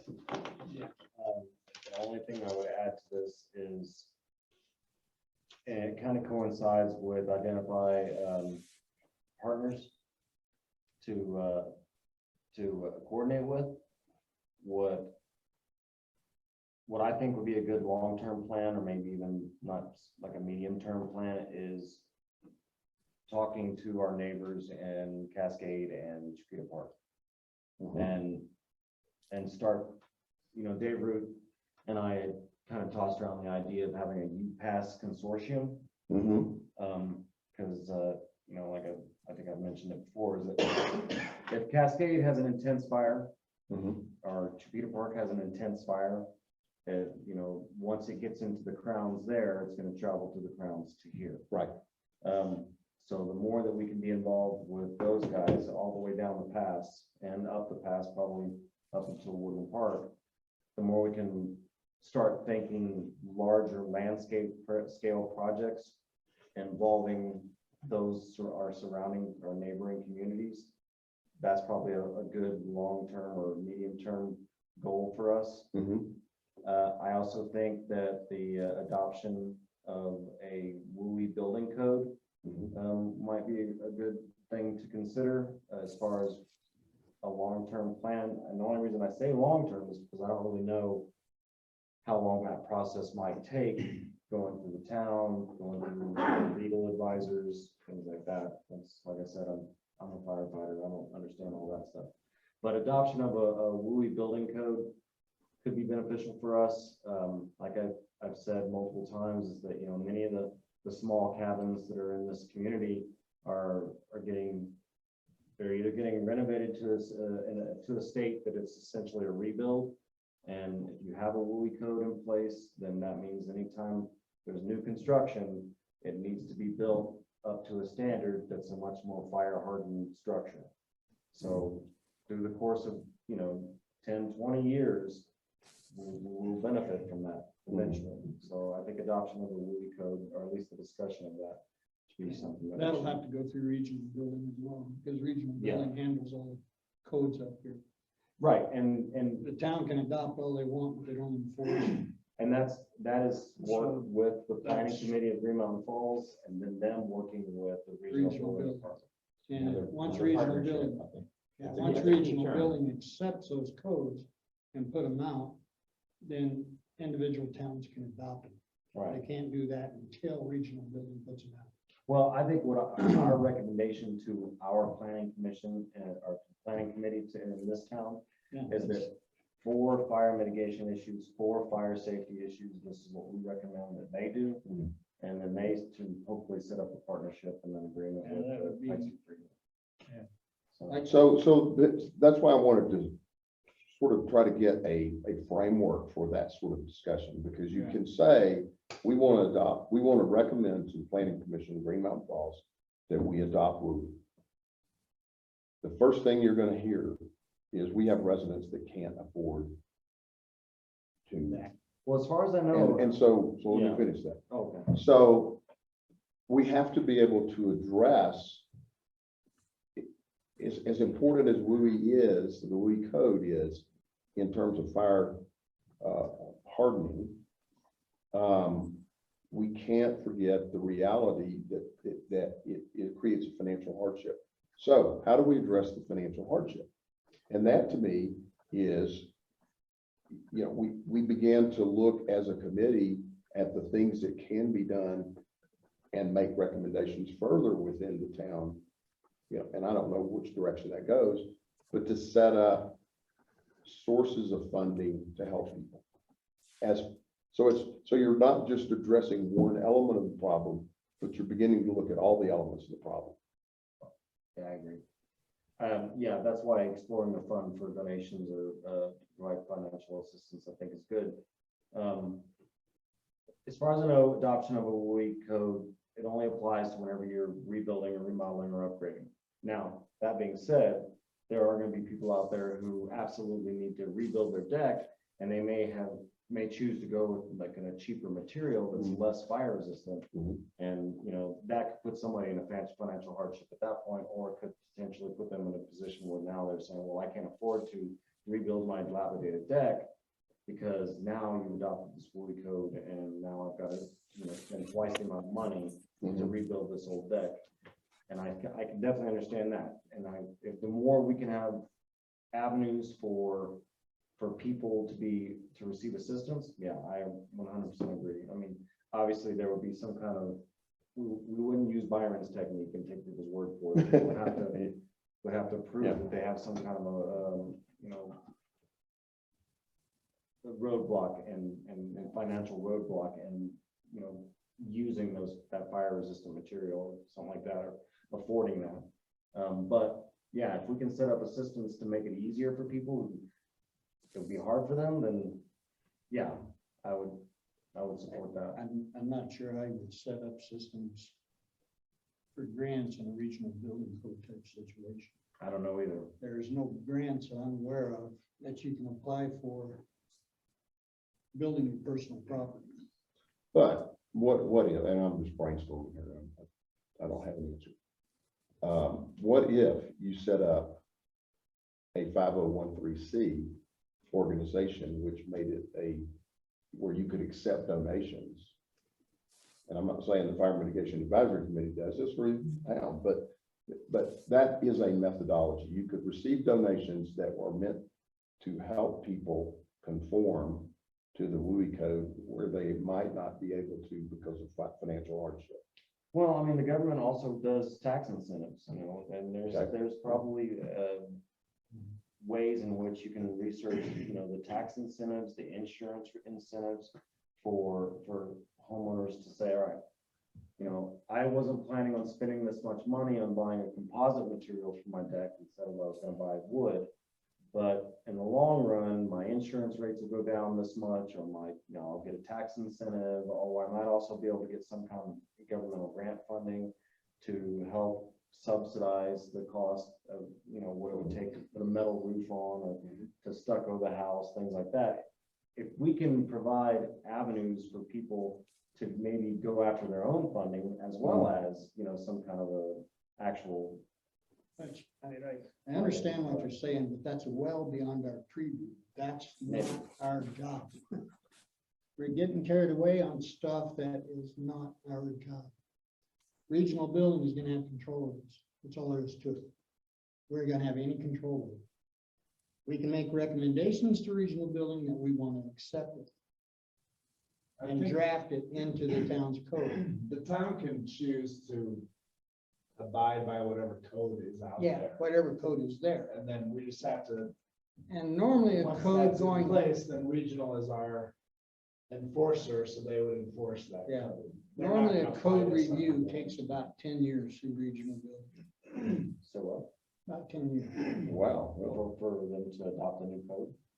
But this code exists, it's already defined. It's, but believe me, it takes them 10 years to adopt it because they won't adopt it midterm. They will only adopt it when they do all the other codes.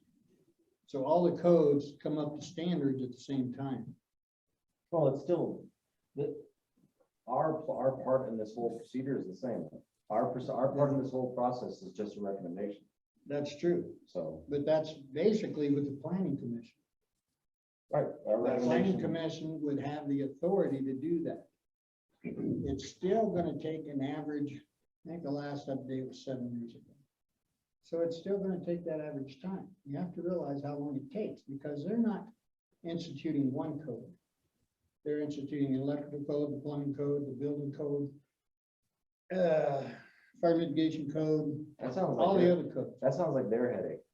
Well, it is, but they do it once every But- 7 to 10 years. Colorado Springs already has adopted, I mean, and I know this because our builder told us the other day, they can no longer build wood decks No, we can't. in Colorado Springs. It's, That's Colorado Springs. and it's in compliance That's a with city Pikes limit. Peak Regional, That's correct. because that's part of the WUI code. And So if you it's you already can there- adopt portions of the code. You don't necessarily have to adopt the whole code. You can read through the code and decide what will meet the standards that we need. Uh-huh. Do we need, anytime you do new construction, it's quite easy to say you're gonna meet the WUI code because it's there. It's not as easy for other areas, Mhm. but you can adopt a portion of those standards and say, we can enforce this. This is something, we wouldn't enforce a regional building, we enforce it. Yeah. And, so that's possible. But we as a Colorado committee, Springs Fire has their own fire code. right, We don't. so as the Fire Mitigation Advisory Committee, we should be making recommendations of what we think are the most important things that should be, Okay. right? I mean, that have to do. with Yeah, we're our- gonna have to sit down and read all those codes and then develop codes. You would have to develop your own codes for the town of Green Mountain Falls. Yeah. So that's a large project. I mean, a really large project. But- And either we're gonna have to hire it out to do, which is a better thing to do is hire it out, or we're gonna have to do it ourselves. Yeah. We would have to make a recommendation to the planning commission, committee, and it'd be up to the planning committee to decide whether they want to take it up. Yeah, I Probably, think yeah. that's the first step. I mean, if the planning committee says, well, we need more, Mhm. we need you to sit down and actually parcel out the. And that's probably what they're gonna do. Mhm. Well, we can take that step. I mean. Well, I mean, that's what You I'm ever saying. written codes? Oh, no, I have, and it's, yeah, it's like watching paint dry. And then getting But- codes approved is the hard part. It takes months to get codes approved. Well, I don't think there's anything, I think you're making valid points, but I don't think there's anything there that would say that we shouldn't do this, that we shouldn't. at least do Well, this. but there's so many other things that we've got on our plate right now that we need to get accomplished. First of all, we need to get education for people and residents of Green Mountain Falls. Number one. Yeah. We gotta get these simple things done. Mhm. And we're not getting any of them done. We're sitting here dancing around them. Well, we're getting some done, we're getting mitigation done. Yeah. Is that helping the town? Is it helping the residents of the town? Do they know much about mitigation? You got a meeting scheduled for April 26th. Yeah. So we've got that scheduled. We've got other things that we need to look at. Education for residents, number one, we've got to get that done. Evacuation routes and safety zones, we've got that accomplished, but nobody knows anything about it. Yeah. We've done nothing with it. It's sitting here and we've had it done for 3 months now. Mhm. So it's not getting done. Yeah, it's on the website. I can't go to everyone's know house what and you're say, saying. hey, click on this link. I know what you're saying, but there's ways So- we can notify people other than the website. Because there's a lot of people in this town that don't use the website. I'm agreeing with you to disagree with you, but I know. you know, I worked in this a long, long time. Conversation happens every single time. I know, and I've had this Well- headache every single time. Well, So let's get things prioritized, get them done. that's what we're talking about, a 3 to 5 year plan. That's exactly. So I mean, this. Yeah, other things. You mentioned a chipper a minute ago. The town has a chipper, I recall. Do, Yes. Hmm. It's not a good chipper, but they have a chipper, so we can have a chipper day. Yeah, there's also. do we have somebody who knows how to run it?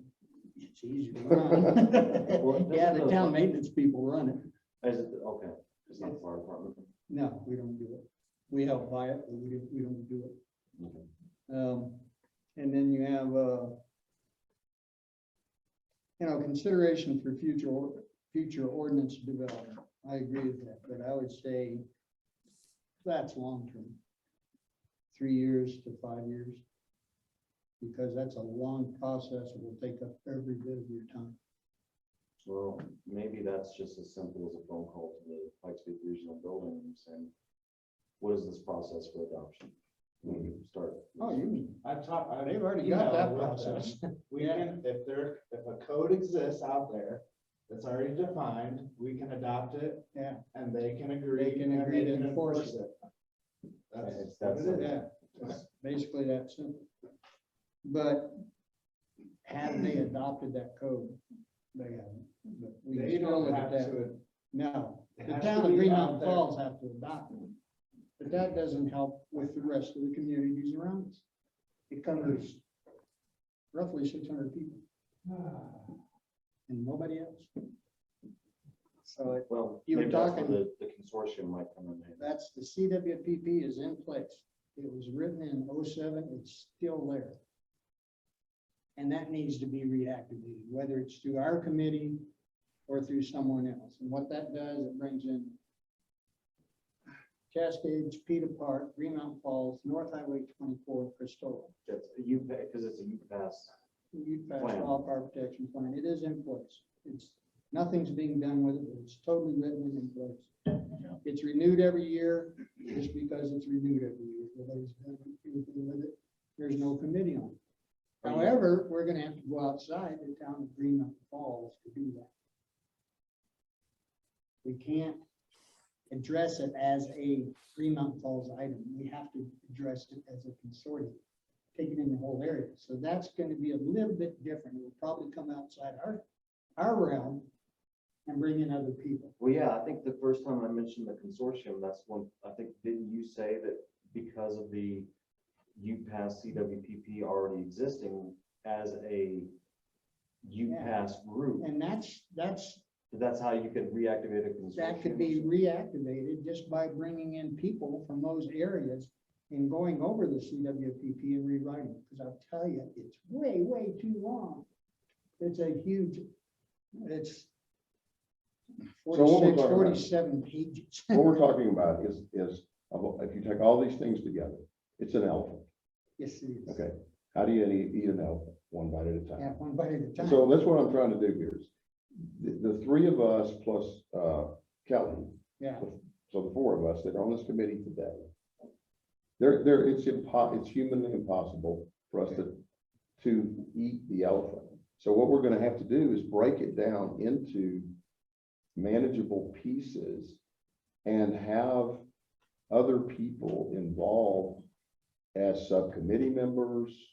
And so you really break it down, and the Fire Mitigation Advisory Committee itself is the overseer of all these different elements of coming to a comprehensive fire mitigation plan. and then also for us to get grants, and we probably couldn't get them ourselves, but for us to get fire mitigation grants, for us to get equipment grants, for us to get grant writing procedures and all that good stuff.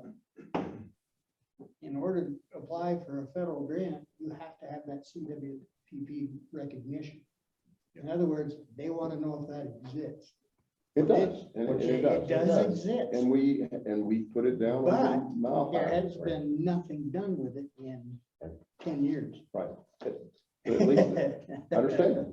So, Well, I mean, yeah. I mean, if you're gonna blow this thing up, you're gonna have to blow it big.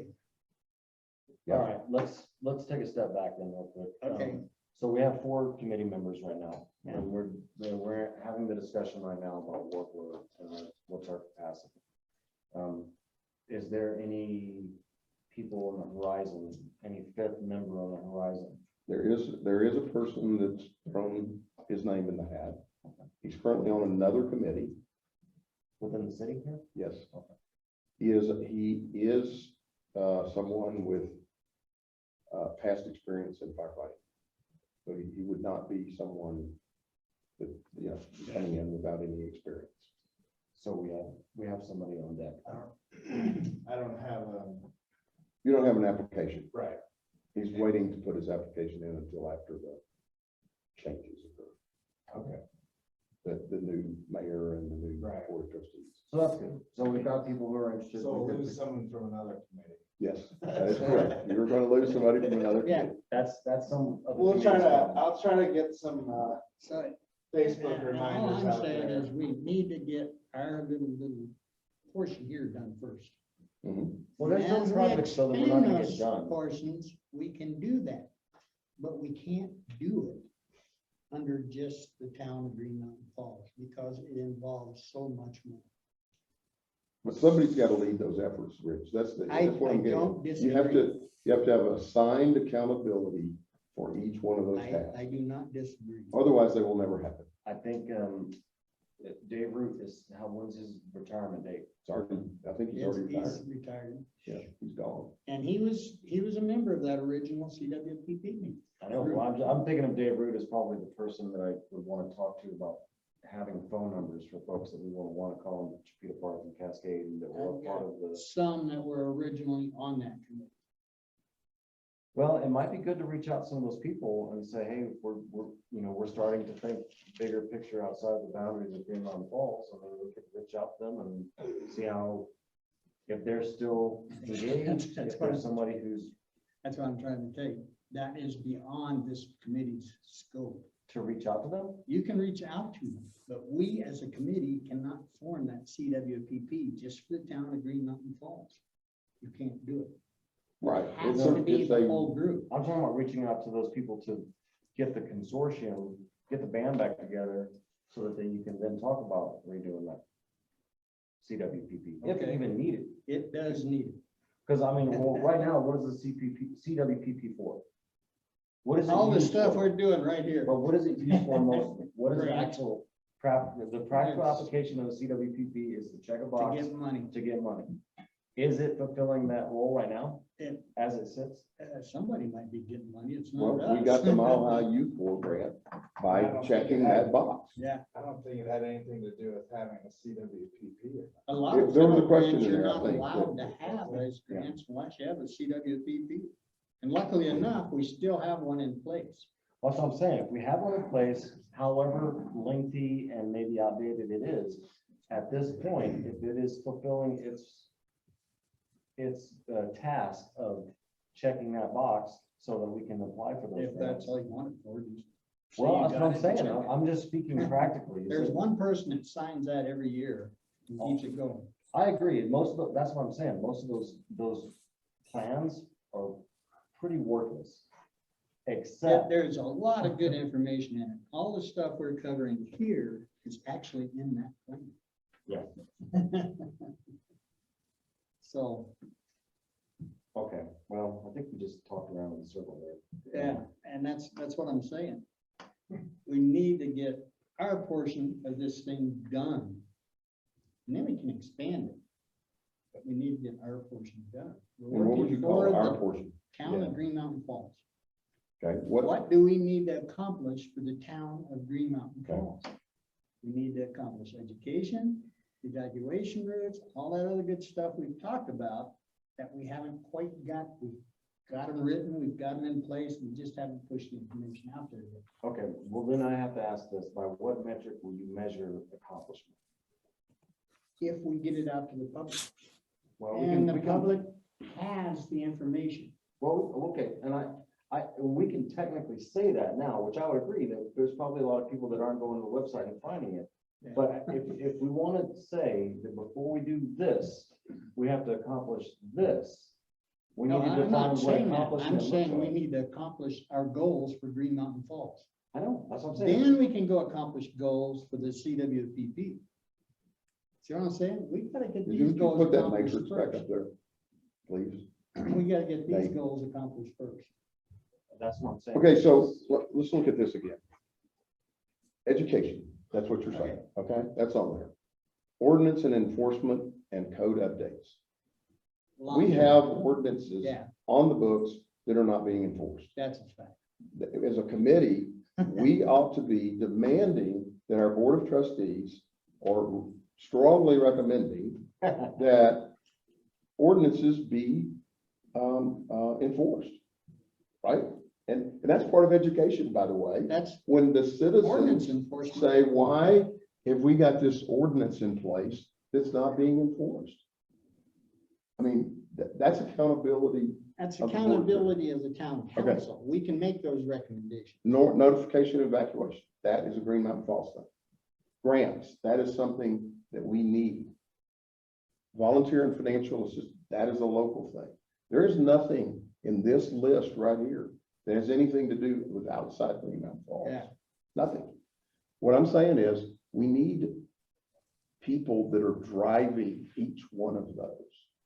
Say, this is your job. As part of this committee, this is your job.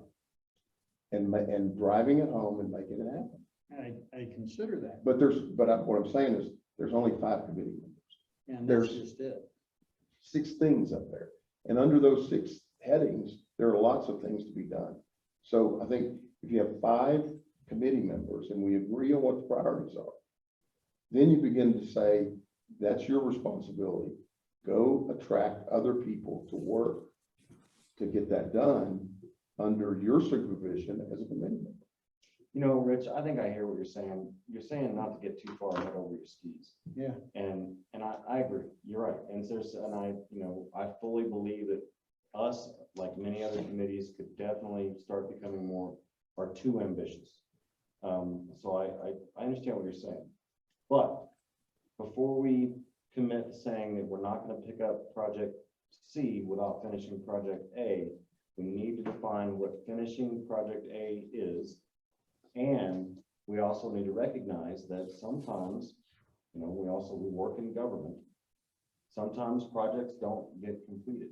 That shouldn't prevent us from moving forward in other ways. But the projects we have are as important as any to move forward. I agree. If you don't get those projects completed and people involved in them, moving forward, and that happened to the CWPP. They got way ahead of themselves and everything fell apart. I That's agree. exactly what happened to the CWPP. I think what They you're tried to take on too much, too fast. They had so many people involved. There was 22 people on that committee, I think what you're saying is a cautionary tale that we And- definitely need to make sure that. and they all went in all different directions, and it just fell through. Well, I think you're right. We probably I need to make don't sure we want to see focus. that happen this time. If it's going to happen this time, I'll resign tomorrow. Copy that. That's how strongly I feel about it. Well, like I said, whenever we say as a committee or as members of this committee that we need to finish the goal, we have to define what. First, completion we looks have like. to define what our goals are. What do you want to accomplish first?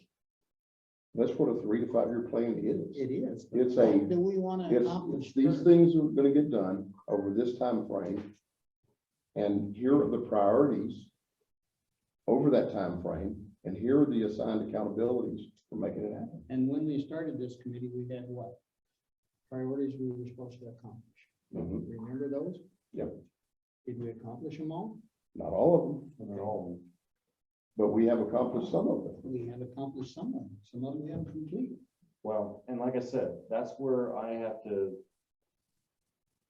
to retort and say that we can't stop ourselves because we haven't completed every No, goal. you can't stop yourself, but you can destroy yourself. Well, I'm just saying that we can't hamstring ourselves by saying, well, the goal that we set forth, in January of 2020 has not been accomplished yet, therefore we can't pick up something new. That's not it. We need to see why aren't we getting them accomplished? Why aren't we getting them accomplished? They should be accomplished. Why aren't we getting them accomplished? That's not accomplished.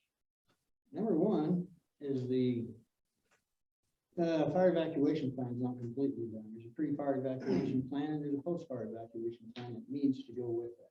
We got that accomplished. It's posted on the Facebook. Ask anybody in town if they know what it is.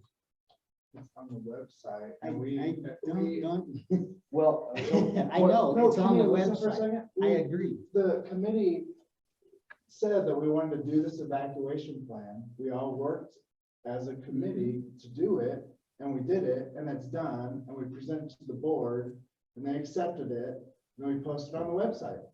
And we had other parts of that we wanted to accomplish I'm And not get- aware of those other and, parts. and get put out I'm to not the aware of public those. so other- they knew. I'm not about it. aware of those other parts. yeah. I've been involved. I agree, I agree. Are we You talking may about not. like the? But I've been involved signs in and this stuff? committee the whole time, so if I'm not aware of The them, what are you pre-evacuation- talking about? Pre-evacuation, it's there, I wrote it. The initial, he's right, Post-evacuation, he's right. it's The there, I initial, wrote it. The So I know original they're there. draft that he gave us included everything, pre, post, and during. Evacuation. It And included evacuation. it all. And we carved out just the evacuation piece to submit to the board of trustees. And the other portions are just as important as the evacuation. Now, I understand it's on the town's website, and how many visits does the town website get? Do you have any idea? Is there a counter on it or anything? Not, man. So, Can I make a suggestion? Please. We're over Yeah, 2 we would go hours. everywhere. But I'm that's getting just my frustrated thought with this about it. Conversation, and I would like to see some, if you have a list of things that the committee should finish, then maybe we shall have that list. Okay. Yeah, I think I that's a don't good have a idea. list, those things that are on my mind that Well, I we mean, haven't accomplished. yeah, and maybe Make a that's, list maybe, and you're, send them. maybe you're absolutely I mean- right. Maybe we need to focus back on. We need to focus a little bit and get a. We've got a fire evacuation plan. The town needs to know about that plan. The town needs to know what they should do prior to evacuation. Ready, set, go. We talked about that a bunch and we never did anything with it. We've got things we've talked about a lot, but we haven't implemented any of it. Well, So the other thing, we have a fire department up here, right? Yeah. That maybe should be involved a little bit, right? I mean, I don't, if it's falling all back on 2 staff people at the town. No, I'm not To blaming do- you at all. No, I know, but- I'm blaming us. Well, no, but it comes down to what we're saying is it's not this or that, it's not on the town, or it's on the town website, but it's not good enough, but I mean, so we need suggestions and help from other partners. Probably the easiest way to And do there's- it is a mailing. And it's expensive. And I don't know if we have the budget for it. But that is the easiest way to get printed material into the hands of Green Mountain Falls residents and Spirit Park residents, because some people get their mail down there. Basically, Green Mountain Falls residents is a mailing. We send out a flyer that says pre-evacuation, evacuation plan plus evacuation. yeah, we discussed the mailer. at And the there you go. beginning. I believe Matt was saying that it was expensive. It is expensive. But I, And we have, and by the way, when the budget cycle came up last year, for this year, we requested $5,000 for printed materials for the budget for 2022. The Board of Trustees said no. They gave us 0. So you could say that we as a committee failed, yeah, Well, but we did but not. what We, can we? we made a recommendation, Yeah. which is our job. We knew what we wanted to do. The Board of Trustees said we can't afford it. You don't get the money. I don't call that a failure. yeah, that's where I'm saying is that we may not get everything that we want to get done, Where, but. Yeah. And also, when you talk about education, that's hard to measure. Like, how do you quantify how many people you've actually informed? Just because you send a mailer out doesn't mean they looked at it, so most mailers. that's a fire hard goal to department- meet. Well, as a matter of fact, CWPP put out a mailer when we were working on that. And it was actually quite successful. Yeah. But, I'm not saying you it know, won't be it too, successful. I'm it just was saying, how do you- successful. Can I but we just- had a- Yeah, go ahead. Please. Simple, and then I'm gonna depart. First off, thank you. I mean, I see a lot of passion and commitment, and I really appreciate everything I hear being accomplished. I think education is an amazing, and critical part of what the town needs, and I appreciate all the words there. So, couple things. Green Box is a great forum for communication and education. The mayor gets their time. Fire mitigation, I think you get, the church filled up. I think it's a great way to volunteer. The 26th is another avenue, and you can almost not overdo education. The people that have heard it enough won't come, but I think the people that want to hear it, and it's going to be a new audience during Green Box, you'll get them. That's a great time. Mailers are expensive, and you're right, maybe people really want. It's a different mechanism for a different population, right? Old folks like us read, maybe new folks, not younger folks don't. Back to Byron, Church of the Wildwood, probably, the pastor probably knows what families are in need and couldn't afford financially, or maybe the older population that doesn't have physical means. So that, might be a contact person to say, give us, could you recommend a list of people, that would be eligible? That sort of, I think that's a great way to sort of keep it on. And on Byron's presentation, the one thing that I didn't hear that I wish I would have is whether or not they had capacity to deal with sick and damaged trees. So clearly, felled trees, dead standing trees, no question they can get rid of those. But are they also just identifying mistletoe and disease trees that are alive today, but maybe only have a 5-year life and need to come down? That's a specialty that I know CUSP has. If they did, that would be yet another added bonus, to get them into this private property. I don't think that they do, but I mean, obviously, Anyway, I wouldn't consider that. it's not a no-go. I wouldn't consider that a disqualifier. No, not at all. It's just an added bonus if they do have that capability. So anyway, thank you. Thank you. Thanks for attending, John. Yeah, thank you. Thanks for the input. I like it. Yeah, That was sure. good input, yeah.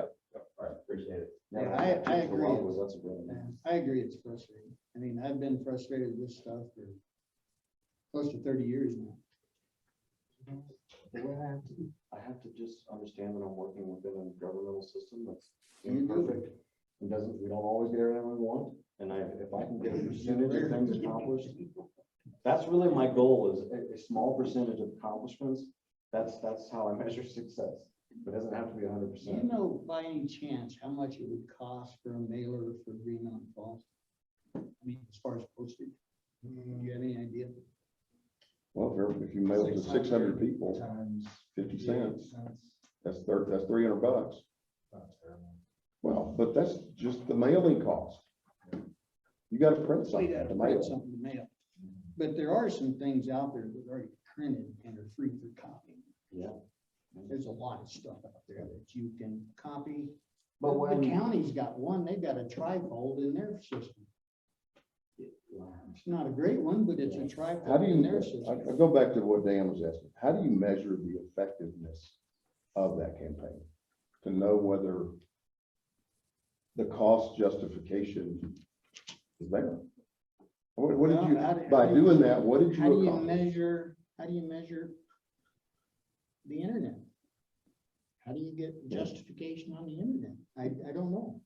It's the old thing. Usually the internet will have a counter on it. They know how many people hit it. I don't think there's anything that we shouldn't do. No. Right? I think we should put it on the website, we should put it on Facebook, we should broadcast it as, as I'm much just as saying, possible. if the $300 is a holdup, I'll get the $300. Well, I don't think that's the holdup. I think the 5,000 was a holdup, but what we're saying is that there's nobody in this room that's saying we shouldn't mail out stuff, or that we shouldn't put it on this, or that we shouldn't have more meetings. This discussion is if we do all those things, how do we then still measure whether we were successful or not?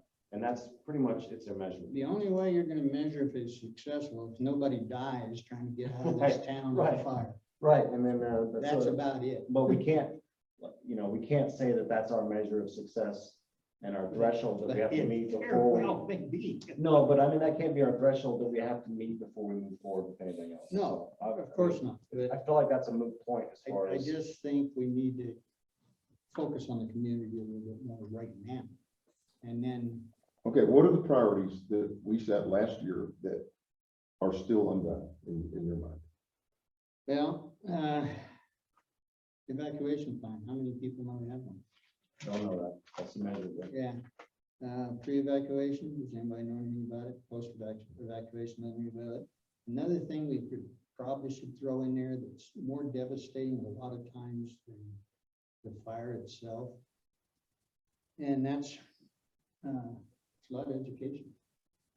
Was that one of our priorities last year? No. Okay, that's what I'm asking. What did we set out to do last year that just did not get done? Yeah, The big thing Free. is the siren. the siren, So we again, ain't gonna we get that. did everything we could as Yeah. a committee. And we ain't gonna get that. So, And that is in the emergency evacuation. okay, But yep, it is. it ain't So- gonna happen. So really, like, we're gonna come full circle again. Our job is to advise, right? Our goals have to be set to the point of advisement, right? Mhm. So what did we not advise that we wanted to? I would say nothing. So really, any goals that we haven't accomplished are either one, immeasurable, or at least very difficult to measure, or two, they were roadblock. We can continue to go after them. We can always ask again, but there's no, I think there's also ways around. oh, you're saying then to accomplish some of You these. know, financial- education, we can educate. Well, I think that's what we're doing by setting. We up can the have meetings. Well, we have these meetings, but look, how many people here? That's one. Well, I think the green box is Well, a great we- idea. the We met with places. with Scott, and I can't remember Scott's Yeah, we- last we name, met with who a is lot. the Green Box Yeah, coordinator here in Green Mountain Falls. and Today. he may be a great help. And he has already said that he's going to Oklahoma next week to meet with their group. He is going to recommend that we have an art desk talk for fire mitigation as part of the program. Okay. Yeah. So, you know, And that's, there's one form of education. We just got in there. If they approve it, we got a form of education. but again, what I'm trying to go back to in this is we need to sit down and say, here are the things that need to happen to achieve education. We need to talk regularly in Green Box at art desk conversations. We need to have, you know, potluck dinners at Sally Bush every quarter. I mean, Yeah. if you don't write down and say, these are the specific actions. Yeah, I And agree with all that, but we're going back. We have to go back to what are we doing for the citizens of Green Mountain Falls to get them out of here in case of trouble? What are we doing to educate the town? Well- Exactly what he said, but what Dave's But talking we're about. getting, setting- we're getting further out. I understand that. No, he's talking about setting smart objectives. Yeah, That we then can say, all right, these are specific, they're measurable, they're attainable, they're realistic, and there's a time frame, they're, right? yeah. So if we set those, we can then measure our success based on that. We don't measure our success on how many people we feel like we've reached in the Then town. instead of going on and on and on and on, maybe we should reset our goals and say, let's accomplish this. Okay. this. Yeah, If we it's could- getting the siren. Well, when we say Let's go try to education. get a siren through a grant. Okay, When we say education goals, then maybe we should do that. Maybe we should change our goals from being just this large umbrella statement of education to actually saying, all right, let's set some smart objectives and And That and way we know. that would make more sense. And then we'd have just one or two goals in each one of them Mhm. and get those one or two done in a year's time. And then next year have one or two and get those done in a year's time. Because if we don't, we're gonna continue to stumble along, talk about a million things. and It's just not gonna get accomplished, well, not by the three of us. how about we do this? How about we come back to the next meeting and we've set some smart objectives Sounds good to me. for some of these goals, some of the stuff that we can say, all right, we can measure this. And let's look at 3 and 5 year plans. You mentioned a chipper. Maybe we could get a new chipper 3 to 5 years and have chipping twice a year. Mhm. That's a great idea. But that's a long-term goal. It's Right. 3 to 5 years. I'm If we just can get the grant money to get that, that's great. I'm just gonna say smart objectives for some of our broad goals. Yeah, some of our goals for the town of Green Mountain Falls. Let's not get carried away to CWPP and there's no. even though that needs to be done so bad, it's pathetic. Mhm. But it's gonna be hard to do right now until we get these to set. It's gonna be a different organization. It's not gonna be this committee. How do you want to parse this up? Do you want to have somebody assigned to smart objectives for education, smart objectives for mitigation, smart objectives for evacuation? Sure. Yep. So I'll do smart objectives for mitigation. I'll take education, notification, evacuation. Grants is pretty much its own. Okay, what are you doing, Rich? I'll do education and notification, evacuation. Yeah. Okay, and Which I've sounds- already talked to Kelly and you know, I'm working with her on the grants piece. I'll just say that. So, Okay. like, we could say, all right, how many grants have we applied for within a calendar year? That could be a smart objective. Well, I've got one, to me, the objective is keep an updated list of available grant funding for private and public. I mean, we don't even have a list No. to work from. If we had a list that said, here's all the grants that are coming up, here's the grant deadline for filing. Is this one that fits for us or Yeah. not? Yes, then who's gonna get it and do it? To me, that's a smart objective because you got a list. At the end of the year, if you want to check on how successful you were, how many applications did you make? How And many did you win? then right? we'll look at these and see what we've accomplished, what we need to accomplish. And then we can start looking at other avenues. We can also see where, like, maybe we're spinning our wheels. Mhm. And then we can start looking at other avenues. I mean, we're basically, when you look at it, we're developing a CWWP for the town of Green Mountain Falls. And even though the feds wouldn't accept that. Yeah. Yeah, I mean, right, wrong, or indifferent, I feel like it doesn't matter what we call it. Yeah. We're doing it not necessarily to say that we've accomplished that. We're doing it for the process. So, no, I mean, I think we went the scenic route to get to that point, but yeah, you're right. We shouldn't get too far over our skis, one. Two, if we are gonna try to move on from something, then we need to have some kind of a measurable. Something that we accomplished before we move forward. Yeah, and I think. And that if we it can is- show things we've accomplished before we move forward, then we've met our objectives.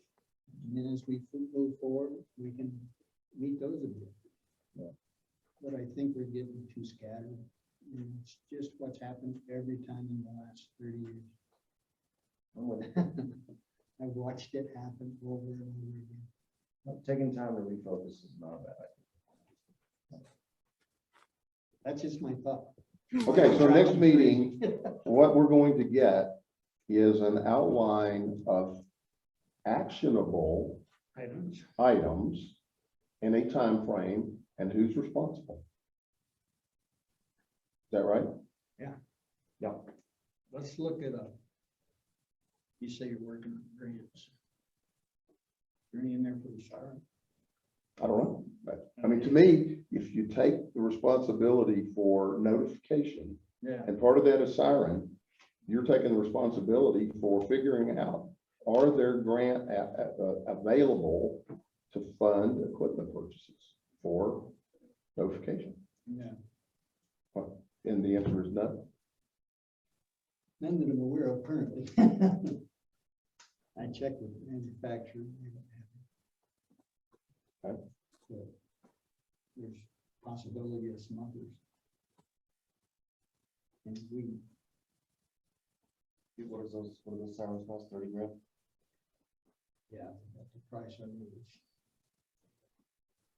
And it's 26, Okay, 28 I think- grand. I think all in, I think we asked for $70,000.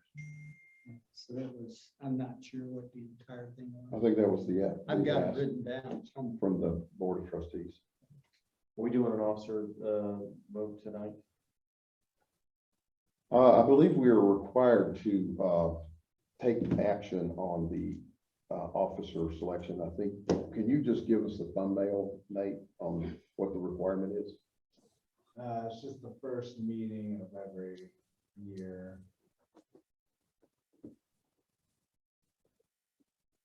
Okay, and what do we have? We have a chairman. I'm the secretary, so. You're the secretary, that's good. Chairman's gonna be him.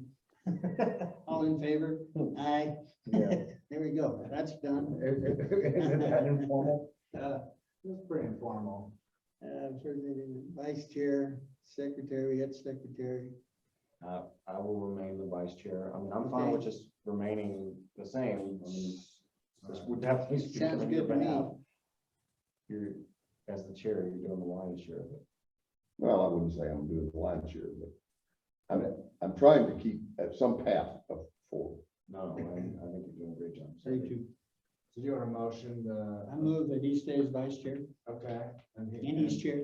Okay. All in favor? Oh, wait, we gotta get a second. You second? Is that, Yeah, you we got a second. secretary. All in favor? Aye. Aye. You get all that? Okay. You voted. So one other, We got that done. We got that checked off. Yeah. one other Check off. thing is our next meeting is in April, late April. I think it's the 26th. I think it's or the 25th, because it's the night before 26th when y'all are planning to do that. April 25th. I'm gonna be on the East Coast, Okay. so it'll be 8:30 at night. For me Would to you start. want to do a different, would you want to meet in 3 weeks or would you want to? We can either meet in 3 weeks or we can meet in 5 weeks. 3 weeks, fine with me. Yeah, you would want to meet in the middle of that month in May, you're saying, or It would either have to be, when you get back from? yeah, it'd be May whatever the Monday is, the May first the Monday in second. May. Second would be good. So that'd be May 2nd. The week before that would be April 18th. May Yeah. 2nd, maybe. Well, May 3rd is the big board meeting when everyone's getting sworn in. Yes. What's It's April gonna be 18th kind of- look like? What's that? What's the April 18th look like? Yeah, it's fine with me. Yeah, I'm fine. April 18th? I'm good. I'm good with that. Okay. I'm good with it. All right, that's the next meeting. Okay. Well, it was a, Carolyn's still on, wait for Carolyn. Hey, Carolyn. thanks, Carolyn. And Carolyn's on the East Coast, so Couldn't hear she's anything. really up past her bedtime. What time is it? It's 11 p.m. for you. Oh, oh, well. Yeah, do you want to adjourn? Are you adjourning? Yes, we're adjourning. Yes. Adjourning at We had enough for one. 57. Okay, guys. Thanks, Carolyn. Happy spring, All right, everybody. we'll fix the audio for you next time. The committee doesn't ever argue about things. Well,